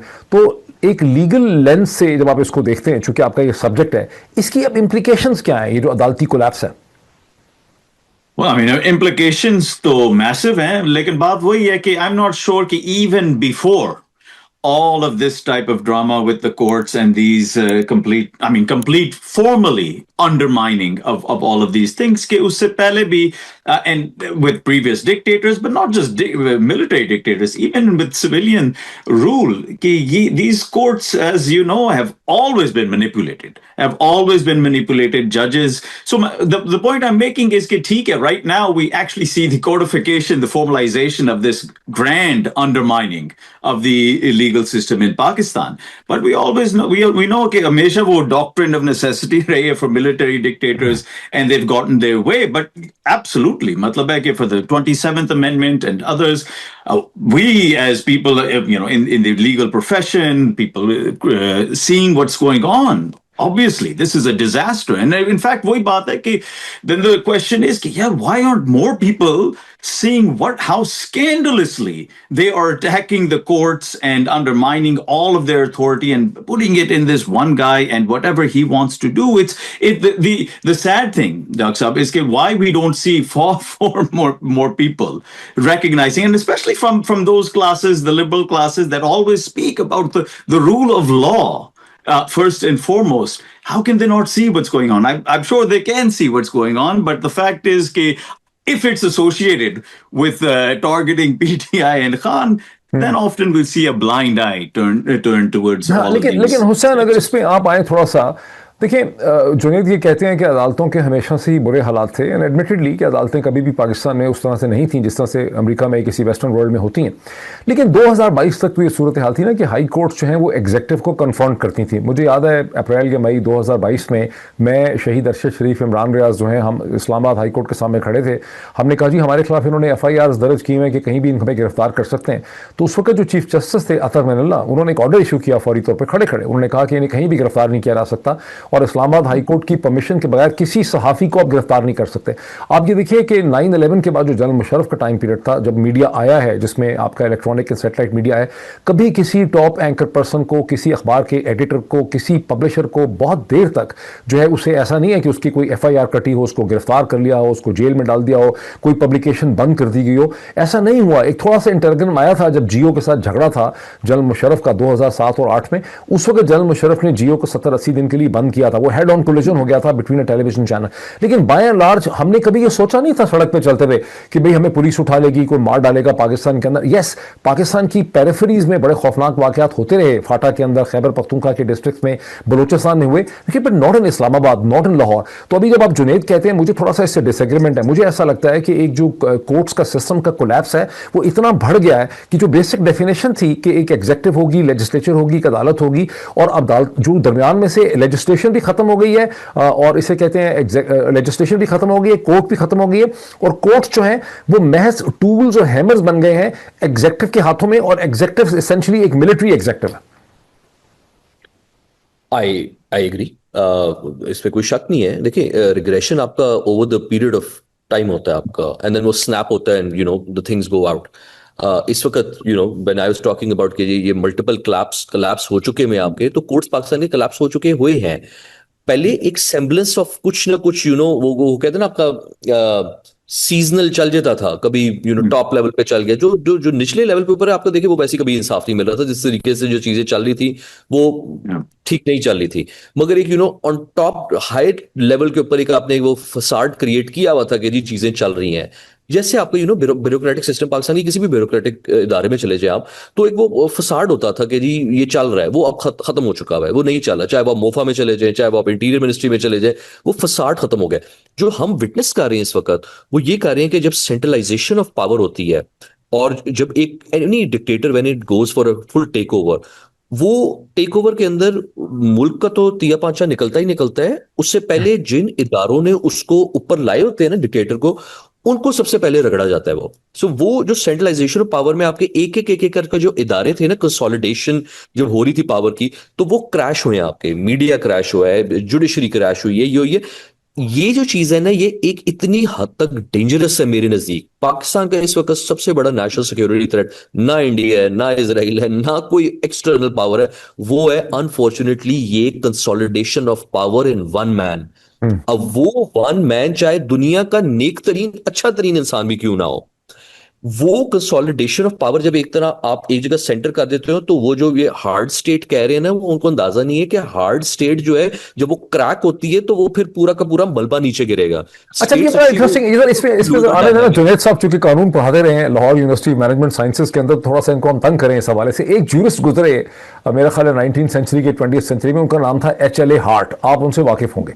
उनकी किताब है जूरिस्प्रूडेंस पे, मैंने बहुत साल पहले पढ़ी थी जब मुझे शौक जो आया कि कानून भी पढ़ना है। तो उसके उसके पहले सफ़ों में था कि लॉ जो है is the will of the sovereign, कि सॉवरन जो बादशाह होता है उसकी जो विल होती है वो कानून होता है, बाकी सारी हेरा फेरी है उसके अंदर। तो पाकिस्तान में मामला बिल्कुल सीधे हो गए हैं कि बादशाह सलामत जो है वो general Asim Munir stroke chief of the defence staff stroke field marshal जो है वो पाकिस्तान का बादशाह है, और वो पूरी दुनिया में बादशाह की हैसियत से ही फिर रहे हैं। देखें पिछले चंद दिनों में पहले म्यूनिख में थे, वहां वो इंटरनेशनल लीडरशिप को मिल रहे थे। ये पहली दफा है कि एक जर्नैल जो है वो यूरोप के लोग भी उसको गले लगा रहे हैं। उसके बाद वो वहां से निकले, वो मुत्तहिदा अरब अमारात पहुंच गए, वहां मोहम्मद बिन जायद से उनकी मुलाकात हुई है। अगर वो पीस बोर्ड्स में नहीं आए तो उनकी अपनी मर्जी है, उससे पहले वो डावोस में थे। तो वो बादशाह है पाकिस्तान का। अब जो बादशाह चाहता है, वो बादशाह की जो विल है वो पाकिस्तान का कानून है। तो इसमें खराबी क्या है जुनैद साहब? अभी वही सवाल यही आता है कि अच्छा व्हाट इज द सॉवरेन, ठीक है, असल तो डिस्कशन इस पर ही होता है। And of course right now बिल्कुल सही कह रहे हैं, I mean whether you want to say it explicitly और implicitly, Asim Munir is the sovereign, right? It's not parliament, it's not God, it's not anything else. It is him. So बात वही होता है कि there's either an explicit but usually kind of a tacit understanding के who is sovereign at this particular point, what is sovereign at this particular point. And you're right, कि ये तो back to the era of kings, the divine right of kings. बात वही है, that's how he is governing. And we obviously ये तो फर्क नहीं क्या है? अगर एमबीसी मुत्तहिदा अरब अमारात का सॉवरन है, एमबीएस सऊदी अरब का सॉवरन है, इसका जवाब देता हूँ। दे जो आपको जो आप जिन किंगडम्स की बात कर रहे हैं ना, वहां की पॉपुलेशन साइज देखें और डाइवर्सिटी साइज देखें, और जिस जमाने की आप किंगडम्स की बात कर रहे हैं, वो बादशाह जो होते थे ना, जिनको हम आज बताओ कितने बड़े बादशाह थे, वो टोटल 15,000 की कौम के ऊपर होते थे। अलेक्जेंडर द ग्रेट जिस जमाने में वहां पे रूल कर रहा था, 18,000 टोटल उसकी कौम थी। आप एक 25 करोड़ की आवाम पे बैठे हुए हैं, जो कि आपके वैसी कंट्रोल में नहीं आते, इससे ज्यादा मुल्क आपके सिस्टम के अंदर जो लोग हैं। देखिए पाकिस्तान के अंदर Hamza Alavi, Junaid obviously knows him, Hamza Alavi की जो किताब है ना, जो होल कॉन्सेप्ट आपका over developed state, it's one of the most beautiful concepts, कि आपकी स्टेट इतनी ओवर डेवलप्ड हो गई है, इतनी हाईली। पाकिस्तान में ये जुनैद हैज टॉट लॉ, तो he would vouch me for this, कि पाकिस्तान में कौन सा ऐसा लॉ है जो पाकिस्तान में एग्जिस्ट नहीं करता। हमारी इतनी highly regulated and highly constitutionally हमारा हर लॉ तो एग्जिस्ट करता है हमारे पास, मगर एक्चुअली फिर भी और कवानीन बनाते चले जा रहे हैं। वो कहते हैं और कानून चाहिए, और कानून चाहिए। नहीं, लेकिन इसकी फिर implications क्या है? ये जो ओवरग्रोन स्टेट है, an even harder state, a more overdeveloped state, ये जो ओवर डेवलप्ड स्टेट है, जिसकी कैंसर के सेल्स की तरह की ग्रोथ हुई हुई है, इस ओवर डेवलप्ड स्टेट की, इसका आगे फिर इंप्लीकेशंस क्या है? इसको फॉर इंस्टेंस इंडिया के साथ आप कैसे कंपेयर करते हैं? जो भी करना चाहे आप इस इम्प्लीकेशंस क्या है इसकी? क्या implication? ओवरग्रोन स्टेट की क्या बड़ी अच्छी, जो इंडिया जो है ना, वो एक बड़ा अच्छा मॉडल है पाकिस्तान के लिए फॉलो करने के लिए, कि इंडिया के अंदर पावर बहुत डिवॉल्व रही है, हमेशा से डिवॉल्व रही है पावर। जो स्टेट्स हैं, जो वो हैं, वो उनकी अपनी बड़ी मैसिव लेवल पे वो ऑटोनॉमी है on language, on their culture, on their things. Pakistan में सेंट्रलाइजेशन ऑफ पावर रही है, जिसकी वजह से पहली बार आपका बांग्लादेश बना, वो टूटा आपका, और अब बलूचिस्तान आई डोंट कंसीडर के पाकिस्तान का हिस्सा, कहीं से वो पाकिस्तान का हिस्सा नहीं है इस वक्त, रिट आपकी एग्जिस्ट ही नहीं करती, और केपी के बीपी की बहुत इलाके वहां जहां पे आपको मार पड़ी है। सो ये जो आपकी जो स्टेट की फॉर्मेशन है, जहां पे डाइवर्सिटी बहुत ज्यादा हो, पॉपुलेशन ज्यादा हो, वो सिर्फ डिसेंट्रलाइज्ड डिस्ट्रीब्यूटेड सिस्टम्स की वजह से चल सकती है। There is no other mechanics. China का एक मॉडल है, जो कि हमारे जो भी अथॉरिटेरियन टेंडेंसीज जिनमें होती है ना, वो चाइनीज मॉडल को देखते हैं या सिंगापुर मॉडल को देखते हैं और कहते हैं वो भी तो कर सकते हैं। चाइनीज जो एवोल्यूशन हुई है, और जो माओ की रेवोल्यूशन थी, या तो फिर आप वो करने के लिए तैयार हो जाए जो माओ ने किया। माओ ने क्या किया? कल्चरल रेवोल्यूशन माओ ने क्या किया जो पाकिस्तान की फौज नहीं कर सकती? रेवोल्यूशन आई, और उसके बाद जो उनकी पॉलिसीज की वजह से जो फैमिन आया, जिसपे there are the number of people that died, there were generations, जो कि आपकी चाइनीज की डेथ हुई है, जो कि डेन शाओपिंग ने आके दोबारा सर्वाइव किया। China would have ended had the Mao survived for too long. And it was fundamentally based on a people's revolution, where I mean tens of millions. वो ऐसे तो नहीं Chinese Communist Party. You know, often you'll hear this. You know, we need a one-party state. That state comes from a massive revolution. It just doesn't come out of nowhere. उस colonial world के अंदर सुने, तो आप चूंकि पढ़ाते भी रहे हैं, और मैंने पढ़ाया तो नहीं है, मुझे बड़ा शौक है मैं भी पढ़ाऊं क्लास वगैरह, ठीक है। आप ये मुझे बताएं कि मैं पाकिस्तान आर्मी का एक सीनियर ऑफिसर हूं, मैं ये सोचता हूँ मेरे जहन में कि यार इस मुल्क के लोग सारे 25 करोड़ लोग हैं, ज़्यादातर गरीब हैं, शलवार कमीज़ पहनते हैं, धोतियाँ पहनते हैं, पान खाते हैं, गंदे हैं, गरीब हैं, इनको कुछ पता नहीं है। मेरी फ़ौज जो है, मेरा एक ट्रेंड अफसर है, सेकंड लिeutenant, उसकी भी ट्रेनिंग हुई है, मेरा अफसर भी साफ़ सुथरा है, मैंने उसके लिए आर्मी मेडिकल कोर भी रखी हुई है, वो रूल ऑफ लॉ है, वो कैंटोनमेंट्स में गैरिजन्स में रहते हैं। हमने बड़े ज़बरदस्त DHS भी बनाए, हमारे कैंटोनमेंट देखें लाहौर वगैरह के, किसी भी तरह वो फर्स्ट वर्ल्ड की जो दुनिया है उनसे वो मुख्तलिफ नहीं है। अगर आप DHA लाहौर को देखें तो वो किसी भी एक यूरोपियन कंट्री के साथ आप उसको कंपेयर कर सकते हैं, ठीक है। तो हम भी एक चाइनीज कम्युनिस्ट पार्टी ही की तरह के हैं, हमें ही रूल करने का होना चाहिए कि मेजर जनरल एंड अबव जो तकरीबन 200 लोग हैं, हम एक रूलिंग क्लब हैं, ठीक है। हमें हमें अच्छे फार्म हाउसेस भी हमने बाद में रिटायरमेंट के बाद चाहिए, हमें साफ़ सुथरे घर चाहिए, हमें अंडरस्टैंडिंग है, हमारा मिडिल ईस्ट के साथ एक नेट सिक्योरिटी रिलेशनशिप है, हम अमेरिका की नीड्स को भी अंडरस्टैंड करते हैं, यूरोप की नीड्स को भी अंडरस्टैंड करते हैं। हमने एक साइड पे एक बैलेंसिंग रिलेशनशिप खड़ा हुई है कि चीन के साथ, दूसरी तरफ अमेरिका के साथ है। लोगों को डराने के लिए हमने हिंदुस्तान की बोगी रखी हुई है। तो इसमें इसको इस पॉइंट ऑफ व्यू से देखें तो इसको ये तो ठीक है, क्या खराबी है इसमें? Well, I mean, रावी यही है कि when you say कि हम देख रहे हैं इंटरेस्ट, वहां अपने इंटरेस्ट देख रहे हैं, एंड यस बाय एक्सटेंशन आपके जो कॉलोनियल मास्टर्स हैं उनके इंटरेस्ट देख रहे हैं, that leaves the rest of the population of Pakistan. और ये तो हमेशा होता है ऑब्वियसली, जो थोड़ा बहुत legitimacy for any regime is based on के a layer of the population को you can give the kind of some of the fruits of so called development, which is basically as Hussain was like extraction at this particular point. तो वो तो है, I mean it's the same. देखें अब अगर याद है इवन व्हेन मुशर्रफ, लेकिन लोग तो पावरलेस है ना, लोग तो कुछ कर नहीं सकते। अगर well, I mean, they're not powerless. Again, both sare factors and variables when you actually then see the ability of people to come out, etc. So that's a question of both structure, agency. ये तो पुराना एक किस्म का वो है. So वो एक तरफ पर वो है, but particularly in the context of Pakistan, so the military establishment, military rulers, and Musharraf is a great example after this. Let's remember कि 11 September के बाद, before that, there was a very specific policy that the Pakistani state had towards proxies, etc., groups, militants in Afghanistan, in Kashmir, and so on and so forth. Ab dekhe, after 11 September and the US push to join the war on terror, that was a pretty big decision that Musharraf had to make, and he knew its consequences to honge. I mean, he had very genuine assassination attempts on him as well. Lekin the point is that one of the ways he was able to diffuse that anger within the military ranks itself is how? Distribute more and more plots by materially buying off so much of the military officer corps. This is reality. Much of this, the intensification of that kind of really corporate nature happens during the Musharraf time. तो मतलब है कि answering your question, ये तो होता ही है. I mean, the only way that जो थोड़ा बहुत भी legitimacy रहता है is by buying off a layer. लेकिन देखिए, लेजिटिमेसी, हुसैन साहब, लेजिटिमेसी क्यों चाहिए जनरल्स को? अभी खैबर पख्तूनख्वा के नौजवानों ने 4 दिन के लिए पंजाब और खैबर पख्तूनख्वा के रास्ते उन्होंने काटे। उन्होंने सवाबी इंटरचेंज बंद कर दिया, खैराबाद का पुल बंद कर दिया, पिंडी एबटाबाद को बंद कर दिया, डेरा इस्माइल खान सब बंद कर दिया। लेकिन मिलिट्री इस्टेब्लिशमेंट ने उनके साथ किसी भी किस्म की डील या कॉम्प्रोमाइज़ नहीं की। उनकी बड़ी सिंपल सी डिमांड है कि इमरान खान को हॉस्पिटल तक आप लेके जाएं। इस एक्सपीरियंस से मिलिट्री जनरल्स को ये पता चला कि यार लोग बेबस हैं, वो कुछ नहीं कर सकते। उसके बाद एक जज साहब से उन्होंने फैसला ले लिया पेशावर हाई कोर्ट के कि पेशावर की KP की पुलिस को कहें कि रास्ते खुलवाएं, और रास्ते जो हैं वो खोले जा रहे हैं। तो जो लोगों की पावरलेसनेस है पाकिस्तान के लोगों की, इंक्लूडिंग इन KP, वो जनरल साहिबान उसको देख रहे हैं। जनरल साहिबान को क्यों चाहिए, जब आप कहते हैं ना कि लोगों को फायदा नहीं, लोगों को फायदा क्यों पहुंचाएंगे? अगर हिस्ट्री में देखें, जब तक उनके ऊपर प्रेशर क्या है लोगों के लिए कुछ काम करने के लिए। तो ये जो आपने बात की ना, मैं इससे एग्री करता हूँ एक्चुअली। देखें, इस वक्त जो है ना, ये लॉन्ग आर्क ऑफ अगर आप उठा के देखें टाइमलाइन, तो उसमें पाकिस्तान में क्या हो रहा है, और मैंने इसके बारे में काफी लिखा भी है, और वो ये कि there is a whole militarisation of state, society and politics and business that is happening in Pakistan. And मेरे नजदीक पाकिस्तान के लिए सबसे बड़ा नेशनल सिक्योरिटी थ्रेट भी यही मिलिटराइजेशन है, और वो हमने देखी है होते हुए सिंस अयूब खान टाइम। पहले आपने मिलिटराइजेशन स्टार्ट की ब्यूरोक्रेसी के अंदर, DMG के अंदर बंदे लाए, फिर आपने करते कराते इस कुछ इदारों को टेक ओवर किया। फॉर इंस्टेंस इंटेलिजेंस का इदारा, इंटेलिजेंस का जो इदारा है कंप्लीटली सेपरेट होता है, वो आपका, वो उसका ताल्लुक मिलिट्री से नहीं होता। जब आप मिलिटराइजेशन ऑफ इंटेलिजेंस इंस्टीट्यूशंस करते हैं, तो फिर वो जो इंटेलिजेंस जो एलिमेंट है वो नहीं रहता उसमें। सो ये इदारे सेपरेट चलते हैं। तो अगर आप देखिए जिस तरह से मिलिट्री ने टेक ओवर किया ISI के ऊपर, back in the days civilian इदारे के ऊपर, वो वहां से आपकी एक चीज स्टार्ट हो चुकी थी। दैट ISI एक सिविलियन इदारा था किसी स्टेज पे? जी, इस ISI सिविलियन इदारा था नहीं है, ISI स्टिल एक सिविलियन इदारा है, उसके ऊपर एक मिलिट्री ने एक तरह से कह रहे हैं इनफॉर्मल कंट्रोल किया हुआ है। Officially by the constitution there is a separated roles, मगर उस इंटेलिजेंस के इदारे को मिलिटराइज किया हुआ है, जिसकी वजह से वो एक इदारा जो है वो आपका पॉलिटिकल बफर बन गया हुआ है इन द पॉलिटिक्स।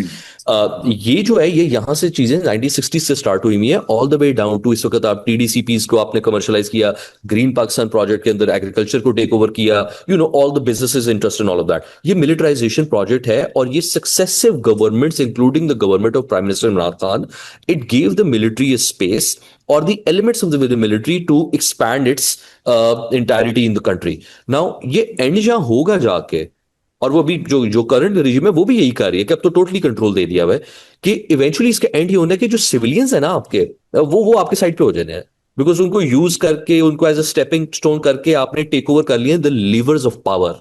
वो लीवर्स ऑफ पावर जब आपने टेक कंट्रोल कर लिया तो उसके बाद जो सेकंड इसमें आएगा वो ये आएगा कि अब डिसीजन मेकिंग के अंदर जहां मिनिस्टर है उनकी क्या जरूरत है, विच इज आप देखें बहुत ज्यादा इंस्टीट्यूशंस के अंदर इदारों में वापडा, फीफा, वो फुटबॉल, हॉकी, ये वो सारे आपके मिलिट्री के इंडिविजुअल्स हैं। अभी सॉफ्ट रोल्स में, कई हार्ड रोल्स में भी हैं, मगर ऐसा ऐसा आप ये जो प्रोजेक्ट है इसका देखिए, इसका एंड कोई और नहीं है, ये टोटल मिलिटराइजेशन होगी। और जो आप कह रहे हैं ना वन पार्टी स्टेट, वो वाला बनेगा, मगर उसके अंदर एक बहुत बड़ी जो प्रॉब्लम है वो ये कि देखिए ये रेवोल्यूशन के थ्रू नहीं हो रही। जैसे चाइनीज हुआ, PLA बनी, एक रेवोल्यूशन आई आपकी, CCP बनी आपकी, ये कोई आइडियोलॉजिकल बेसिस पे नहीं है। सो इस सारे जो आप ये क्या है, ये मर्केंटाइल है, ये मर्केंटाइल बेसिस है, this is a commercial enterprise, which is why ये इनके लिए एक बहुत बड़ा इंप्लोजन हो जाएगी, बिकॉज जो कमर्शियल एंटरप्राइज है barren of any ideology of any of sort, वो सस्टेन नहीं कर सकती इस प्रोजेक्ट को जो ये करना चाह रहे हैं, तो वो बैकफायर करेगी और कर रही है। बलूचिस्तान में इन्होंने ये मिलिटराइजेशन प्रोजेक्ट करके देख लिया है और पता लग गया कि वो कहां तक पहुंचा है। आपने KP में करके देखा थ्रू कंसेक्टिव मिलिट्री ऑपरेशंस, वो बताते हैं कि 7,000 मिलिट्री और IB इंटेलिजेंस बेस्ड ऑपरेशंस किए हैं, उसके बावजूद भी आपके ऊपर मार पड़ रही है। ये चीजें नहीं, DG ISPR ने बताया कि 2025 में हमने 1,05,000 इंटेलिजेंस बेस्ड ऑपरेशंस किए, 1,05,000। मुझे मैथ ही नहीं समझ आई थी, I couldn't even understand the math. So हाँ, वो कहते हैं कि हमने हर दिन में पता नहीं कितने 75% उन ऑपरेशंस वो होंगे X को मॉनिटर करना, इसको डिलीट करना, इसको प्रेशर करना, 75% उनका एफर्ट्स लगता है यही है। अच्छा जुनेद साहब, मेरे आपसे क्वेश्चन ये है कि देखें, तमाम जो सहाफ़ी हैं पाकिस्तान के, सोशल मीडिया पे लोग जो हैं वो ये आसानी से कह देते हैं कि अवाम मर रहे हैं, अवाम मजलूम है, अवाम देख रहे हैं, ये कैसे चलेगा। लेकिन दूसरी तरफ जो हक़ाइक़ हैं वो ये है कि इस मुल्क की जो सबसे बड़ी इस वक्त सियासी जमात है, जिसने 70-75% से ज़्यादा वोट हासिल किया 2/3 8 फरवरी 2024 के इलेक्शन में, वो बेदस्तोपा है। उसके हालात ये हैं कि उन्होंने 4 दिन खैबर पख्तूनख्वा बंद करके दिखा दिया, लेकिन मिलिट्री एस्टैब्लिशमेंट को कोई फ़र्क उससे नहीं पड़ा। उनकी छोटी सी जो रैशनल रीजनेबल डिमांड थी उसको कोई अदालत एड्रेस करने को तैयार नहीं है कि इमरान खान को आप एक टर्शरी केयर मेडिकल हॉस्पिटल में ट्रांसफ़र करें। तो यहाँ पर तो ऐसा है कि पाकिस्तान की स्टेट की एक मिलिटराइजेशन का जो प्रोसेस है कि पाकिस्तान की military communist party China CCP की तरह बन गई है, या इस्लामिक रेवोल्यूशनरी गार्ड कोर है जैसे ईरान में जो तमाम चीज़ों को रन करते हैं, जिनकी अपने सब कुछ चाहिए, उसकी तरह बन गई है। तो इसमें पाकिस्तान के लोगों का क्या मुस्तकबिल है? उसमें मुझे एक जगह पे फाटा के लोग स्ट्रगल करते नजर आ रहे हैं जो मुझे समझ नहीं आई वो किस चीज़ की स्ट्रगल कर रहे हैं, दूसरे बलोच सेपरेटिस्ट हैं जो एक आज़ादी की स्ट्रगल कर रहे हैं। बाकी पंजाब में जो सबसे बड़ा प्रॉब्लम है, मुझे कोई माना खेज मीनिंगफुल रेजिस्टेंस नजर नहीं आ रही toward the militarisation of the state. देखिए, again, coming back to this, whether it's the Chinese Communist Party, whether it's the IRGC, Iranian Revolutionary Guard Corps, both of course emerge, as we were saying, from a revolution. Okay, so there's the initial and ongoing consent for that regime. By the way, Chinese Communist Party, it's important to also say 1 in every 9 Chinese persons is a member of that party, which means that local level per, if they want to get a road built and so on and so forth, if they have the money, fine, they'll then, if they don't, they'll petition the senior levels and they'll get it done within a few days. So we should also be clear when we say one party state, that party is pretty huge and it has actually grassroots roots throughout the country.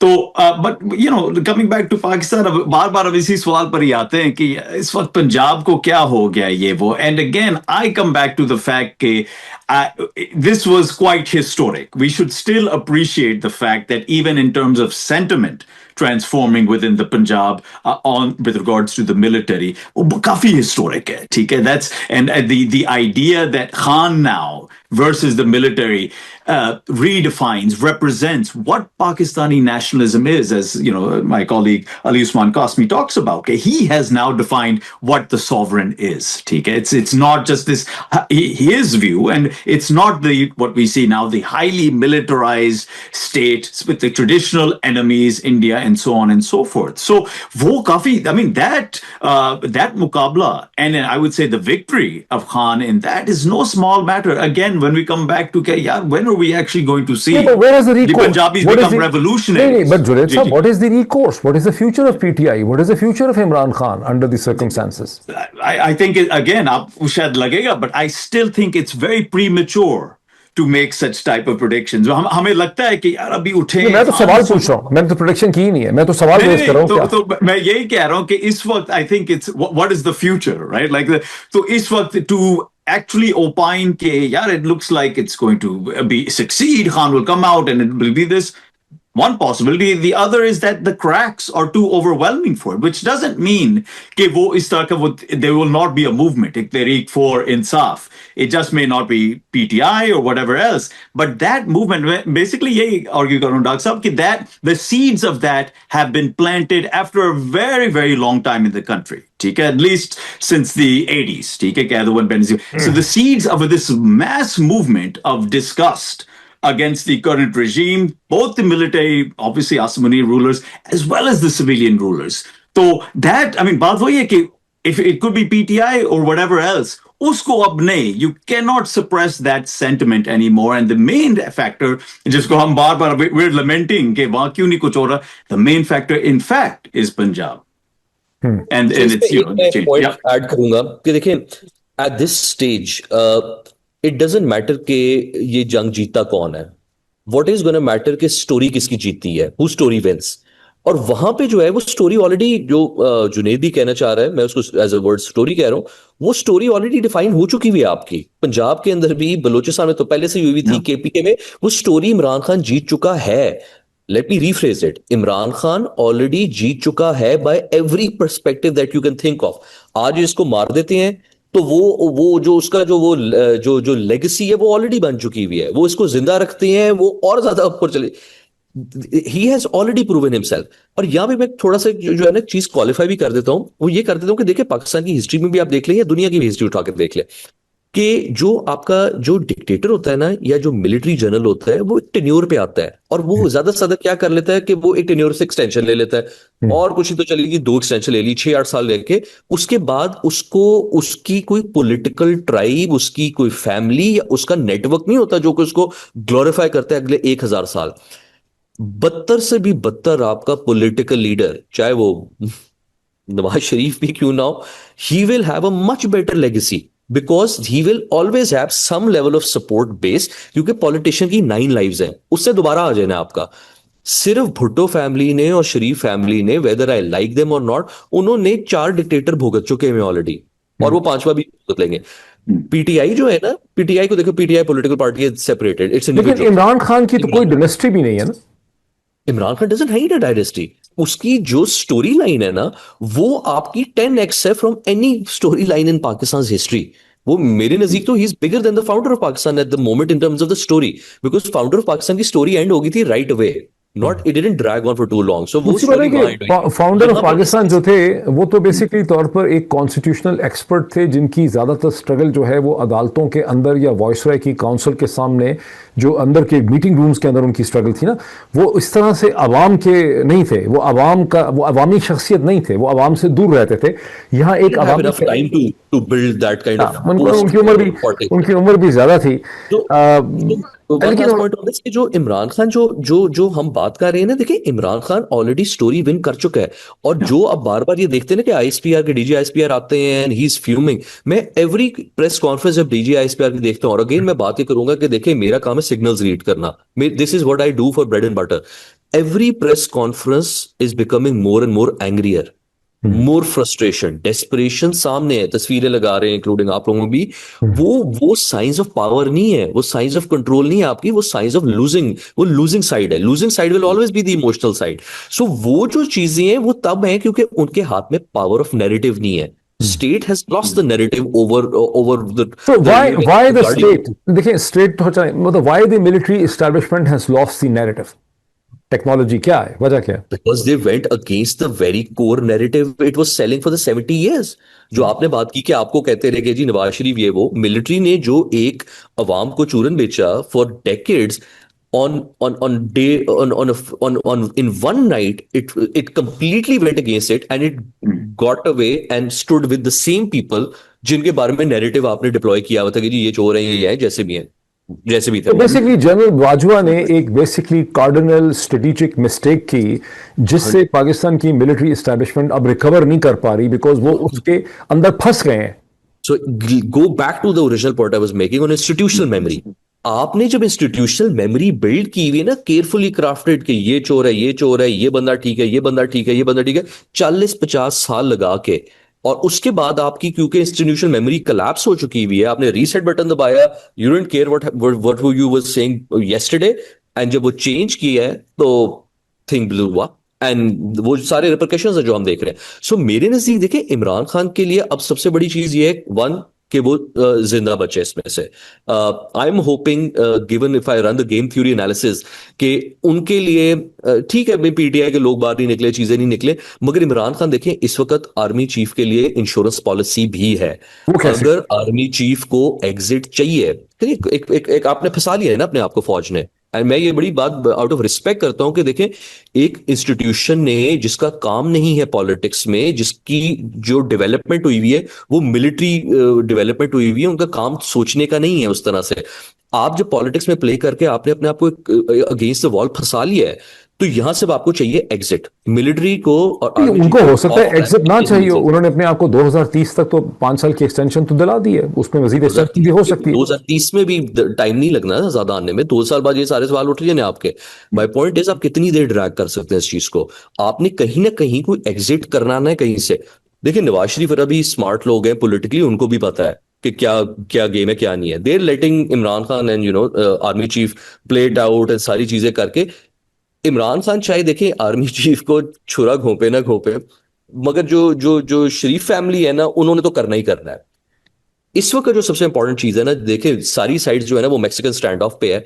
सारे देख ही रहे हैं कि कौन पहले jump करेगा ship, या army dump करेगी पीएमएलएन और पीपीपी को, या पीएमएलएन सबसे पहले डंप करेगी आर्मी को। उनके पास इतनी वो है नहीं लेवरेज के वो डंप करें। सो यहाँ पे जो है ना ये सिग्नल्स जब आना शुरू होते हैं ना कि इमरान खान की डील हो रही, तो आप साथ ही देखें पीएमएलएन का सोशल मीडिया उठना शुरू हो जाता है, जिसमें वो फौज को फौज इमरान खान की तरफ से वो चलाने शुरू होते हैं कि जी फौज को ये, तो फौज को ये। तो ये सिस्टम फंसा हुआ है।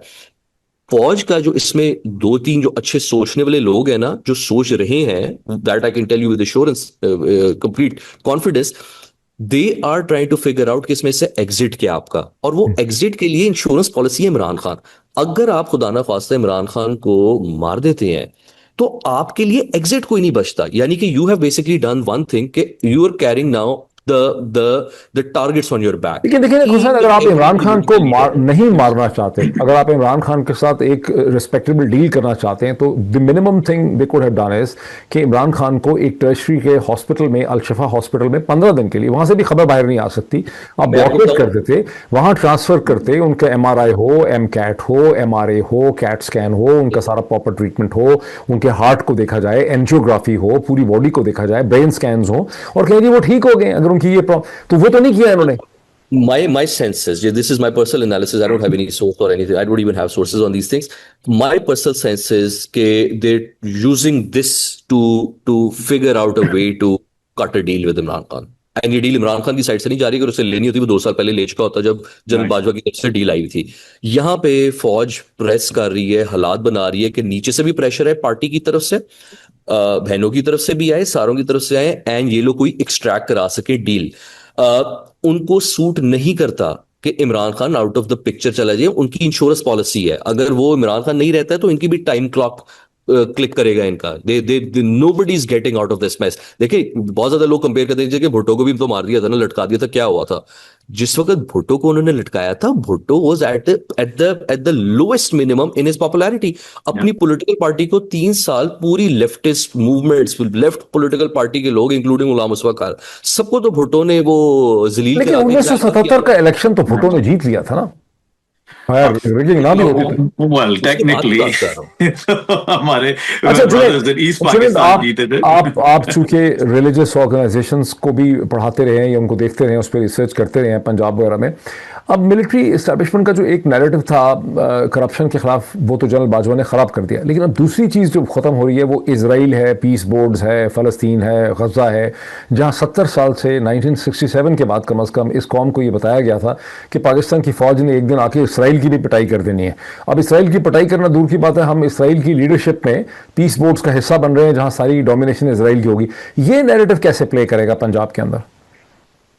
Yeah, I mean देख लें, I mean there's a reason why अपने शहबाज शरीफ को ये भेजेंगे डीसी एंड आसिम मुनीर को। I mean they're not stupid, वो भी कोई बेवकूफ नहीं है। They know how unpopular this idea is कि पाकिस्तानी forces को वहां भेजा। They couldn't send them during the genocide itself। अब उनको याद आ रहा है कि वहां जाके उनको stabilize करना। तो you know this is a fault line। वही बात है कि these are rulers, Asim Munir, and they're trying to sell whatever they can to Washington, to London, to everyone without any consideration, obviously, with domestic क्या sentiment है पाकिस्तान में। तो I think वही बात, when you were speaking earlier कि देखें even with family dynasty politics, ठीक है, the whole Khan phenomena, the support was a revolt against that type of politics, ठीक है? And I think this is why you have seen Punjab and other places soft on when military rule has replaced, ठीक है? Whether it's the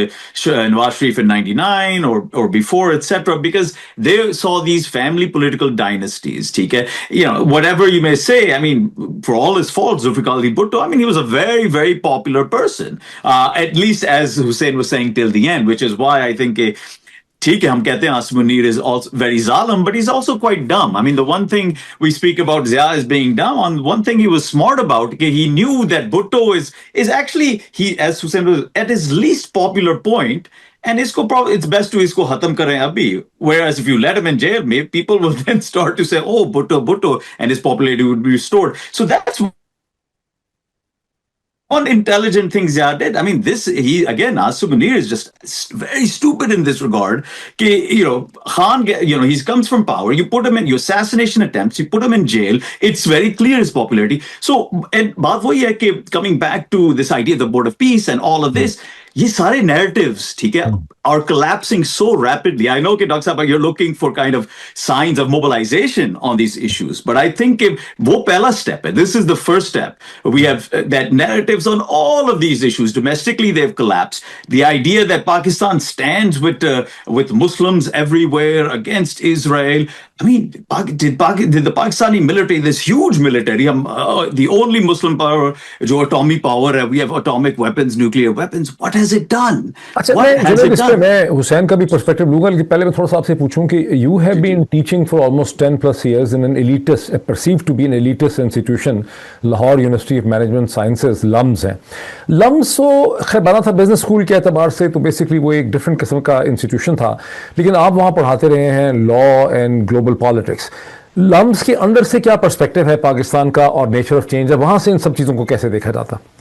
Well, they can't look. I mean, no question about it. Obviously, it's one of the elite institutions. Like, and you know, for example, when I had gone there, and it was at the peak of the lawyers' movement against Musharraf, you obviously had lots of people, lots of young people at LUMS mobilizing. In fact, you know, the way I really learned about Khan himself was because of the popularity among students at LUMS, at a place like LUMS. But again, you know, LUMS and not just LUMS, to pick on LUMS, all of these spaces spaces. And it's people have seen my critique of the ThinkFest festival and conference that has taken place in Lahore. So in some ways, the dissent can be performed, but in these very confined spaces. And the kind of the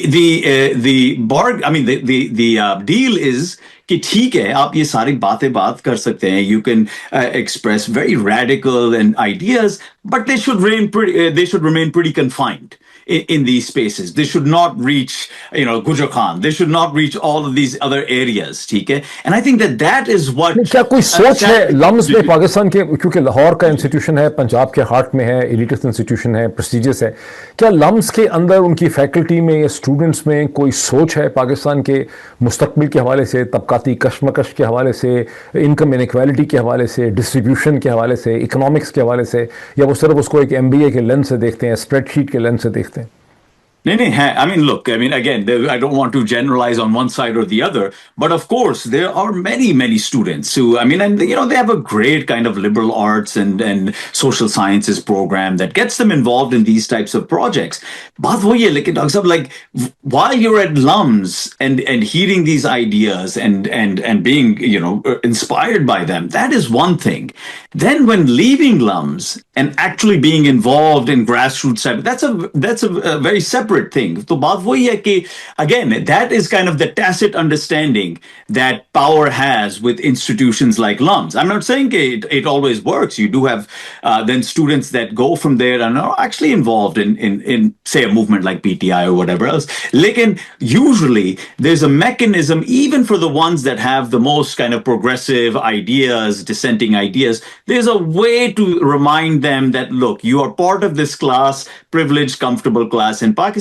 And it's probably best that you stay within it. And so somehow or the other, most of them get class boundaries हैं. अच्छा, वक्त ऐसे गुजर गया, हमारा 5 minute है हुसैन. मैं quickly, एक चीज़ है कि Pakistan supposedly was a federation, ठीक है. अब इस वक्त बलूचिस्तान में आपने थोड़ी देर पहले एक बहुत ही आपने बात कही, बहुत रेडिकल. आपने कहा कि बलूचिस्तान तो पता नहीं है, पाकिस्तान का पार्टी नहीं लग रहा. This is what your sentence was. और जितने बलोच एरियाज हैं, विच इज इनफैक्ट, और Balochistan is 43% of geography of Pakistan. और उस जोग्राफी के अंदर भी जो मेजोरिटी समय 70% से ज़्यादा टेरिटरी जो है बेसिकली बलोच टेरिटरी है, पश्तून टेरिटरी कम है. ये जो सिचुएशन है बलूचिस्तान में, और जो सिचुएशन है अर्शवाइल फाटा के अंदर, इसका लॉजिकल एंड क्या है? क्या ये इसी तरह से ब्लीडिंग होती रहेगी, या ये सिचुएशन प्रोग्रेस कर जाएगी? फॉरेन कंट्रीज जैसे हिंदुस्तान है, या और कल को वेस्टर्न पावर्स जो हैं इस सिचुएशन का फ़ायदा उठाएंगी? क्या पाकिस्तान की मिलिट्री इस्टेब्लिशमेंट को कोई अंदाज़ा है कि ये जो एक बहता हुआ खून है, ये जो स्मोल्डरिंग सुलगती भी सिचुएशन है, ये खतरनाक है, इसको ठीक करना चाहिए? So basically this is another way of saying what a question जो मुझे बहुत ज्यादा मिलता है, वो ये कि जी जो स्टेट कोलैप्स होता है वो कैसा लगता है. और somehow लोगों का दिमाग में, क्योंकि कोलैप्स का कॉन्सेप्ट है कि बिल्डिंग कोलैप्स होती है ना, तो जैसे बिल्डिंग कोलैप्स होती है, जोर का धमाका होता है और धुएं निकलते हैं, तो लोगों को दिमाग में कोलैप्स का कॉन्सेप्ट ये है कि शायद स्टेट भी जो है ना, जो कोलैप्स करेगी तो शायद कोई चीज गिरेगी. जरूरी नहीं है कि कोई चीज ने गिरना है. फ्लैट लाइन जो होती है ना, वो होती है डेथ की लाइन होती है. जब स्टेट, जिस तरह से आपकी अभी GDP देख लें, हमारी सोसाइटी देख लें, हमारा कल्चर देख लें, हमारी वो फ्लैट लाइन की तरह आपका कल्चरली आप ग्रो नहीं कर रहे. और वो बाय द वे मेरे नजदीक कल्चरल जो होती है ना चीज, वो सबसे इंपॉर्टेंट है नेशन स्टेट की. इकोनॉमी आपकी फ्लैट लाइन पे है, सोसाइटी आपकी फ्लैट लाइन पे है, कल्चर फ्लैट लाइन पे है, पॉलिटिक्स तो बिल्कुल ही नीचे आपकी आ गई हुई है.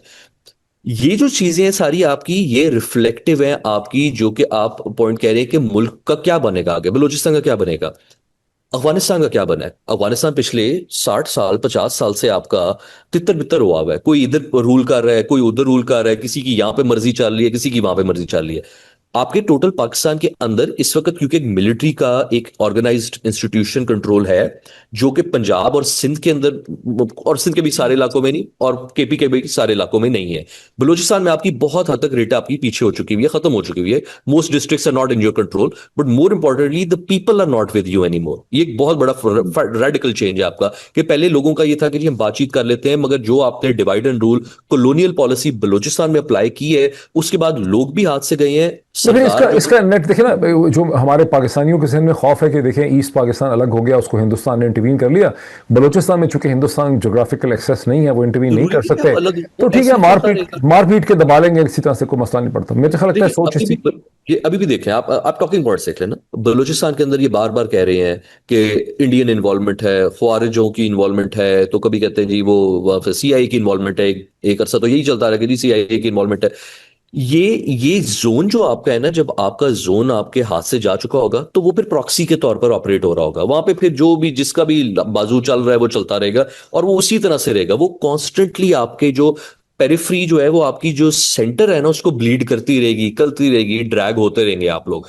केपीके के अंदर भी आपने क्योंकि हालात खराब कर दिए हैं, लोग भी आपके हाथ से साइकोलॉजिकली तो जा चुके हैं इसका मतलब है प्रीडोमिनेटली। कि फिर resource extraction, mineral extraction, rare earth वाला भी डेवलप नहीं हो सकेंगे। नहीं हो सकता आपका, ये दुनिया की कोई आपकी क्रिटिकल मिनरल कंपनी नहीं यहाँ पे आके स्टैब्लिश करने लगी, अनलेस एंड अनटिल छोटा मोटा जो आपको मिलेगा वो शॉर्ट टर्म होगा, इन्वेस्टमेंट कोई नहीं होगी। There is no investment that is going, और रेकोटेक का भी अभी ऑन होल्ड पे है। पंजाब के अंदर भी देखें, फर्स्ट फेज ऑफ पंजाब के अंदर भी प्रॉब्लम आपने स्टार्ट कर दी हुई है बलोचिस्तान वाली, कि जो जुनेद बात कर रहे थे ना परसेप्शन और नैरेटिव के अंदर, वहां पे आप पंजाब के अंदर आप डिफीट हो चुके हैं।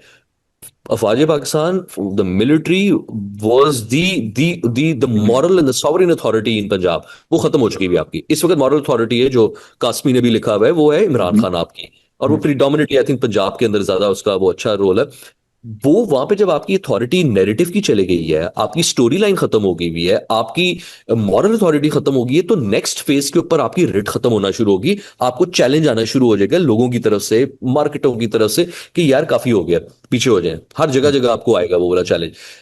क्वेश्चन इज कि अगर आप पंजाब में भी वही फोर्स अप्लाई करें जो आप कर रहे हैं, बलूचिस्तान भी करते थे ना ये पहले फोर्स अप्लाई, हम सुनते थे और हम कहते थे नहीं दिस इज फेक न्यूज, वो हमने अपनी आंखों के सामने देखना शुरू कर दी, अब हमने देखी। तो अब रियलाइजेशन और जो रेकनिंग हो रही है, वो जो एक मेजर लेवल पे हुई है, वो आप नोटिस करें कि पंजाब के अंदर जो पहली बार अब जो सेंटिमेंट और परसेप्शन है, वो बलूचिस्तान के हक में आ रहा है। पहली वो दफा पहले आप नहीं फौज एक हमदर्दी महसूस कर रहे हैं, लोग Right. महसूस कर रहे हैं कि उनके साथ क्या। अच्छा जुनैद, बस दो दो बिल्कुल। 2 मिनट कुछ सेकंड है, क्विकली आप लास्ट वर्ड्स कहें और फिर हम इसको कंक्लूड करते हैं डिस्कशन को। लास्ट वर्ड, लास्ट नहीं, thank you so much doctor साहब and Hussain, this was wonderful. अच्छा वो बात वही है कि I just want to emphasise what we are discussing before, जैसे आपने बलूचिस्तान का जिक्र किया और वहां जो आउटसाइड फोर्सेस, देखें I think it's important to take a step back and realize that very few movements have existed that have not received outside support. Yeah, but you can even say have been manipulated by outside forces. बात तो वही है कि the original sin are the grievances themselves. ठीक है, चाहे Balochistan, east Pakistan, south African apartheid, मतलब हम भूल जाते हैं कि यार ANC, these other they were actively trained by the Soviet Union. ठीक है, Mandela, जिसको हम this peaceful grandfather type figure, he was people don't know he went to jail for आप हालात founding खराब the करेंगे, founding the external MK. Powers अंदर आएंगी आएंगी, आप हालात Yeah, खराब for founding करेंगे। the MK, the armed wing of the ANC. So बात यही है कि I think we have to shy away from this idea कि यार ये बिल्कुल ही that the BLA, yeah, any movement in Balochistan, their sentiment that they're not exceptional in this regard. वो outside forces हमेशा उसके फायदे लेंगे। देखिए, I'll just again re-emphasize the point that now Hussein has mentioned again. Khan has, yeah, you started out the sovereign. Who is the sovereign we were talking about? Khan has become the sovereign in a very positive and progressive sense, in the sense that he has taken the mantle away from a very jingoistic military regime that's not just in terms of jingoistic and chauvinist towards outside, regimes like India, but also internally towards the Baloch and towards the Pathans and so on and so forth. So that, I think that is huge, Dr. Saab, and despite the fact that sometimes we wish कि यार there needs to be bigger mobilization, इधर उधर ये वो चीजें, थोड़ा बहुत I think we should continue to remain patient and just see कि यार the seeds continue to be planted and it's going in So one there is hope. बहुत शुक्रिया डॉक्टर हुसैन नदीम, आपका भी जुनैद अहमद, आपका भी बहुत शुक्रिया। वक्त खत्म हो गया आज, तो मुझे टेलीविजन प्रोग्राम्स की याद आई है जिसमें एक टाइम का फैक्टर होता है कि आपने प्रोग्राम खत्म करना है, इतना वक्त नहीं बचा कि मैं इसको कंक्लूड कर सकता, लेकिन इंशाल्लाह इसी किस्म की डिस्कशन पे आपसे इसी किस्म के टॉपिक्स पे डिस्कशन को हम जारी रखेंगे। बहुत शुक्रिया। हुसैन, आप क्विकली कुछ कहना चाह रहे हैं? 10-15 सेकंड है खाली, मेरा टाइम लगा था ऊपर। मैं सिर्फ ये कह रहा था कि देखिए, इस वक्त जो पावर स्ट्रक्चर में मॉरल पावर, सॉफ्ट पावर, वो है इमरान खान के पास जो प्रेजेंट में है, मगर जो स्टेट पावर है वो है आपकी फौज के पास, आर्मी चीफ के पास। onus or responsibility to fix things is not with Imran Khan. It is with the army chief. And with lot of Hussain, respect thank you की सो बात मच, करूंगा वक्त कि हमारा बिल्कुल खत्म हो गया. Thank you so much. the fix has to come from that side. Thank you, thank you, thank you.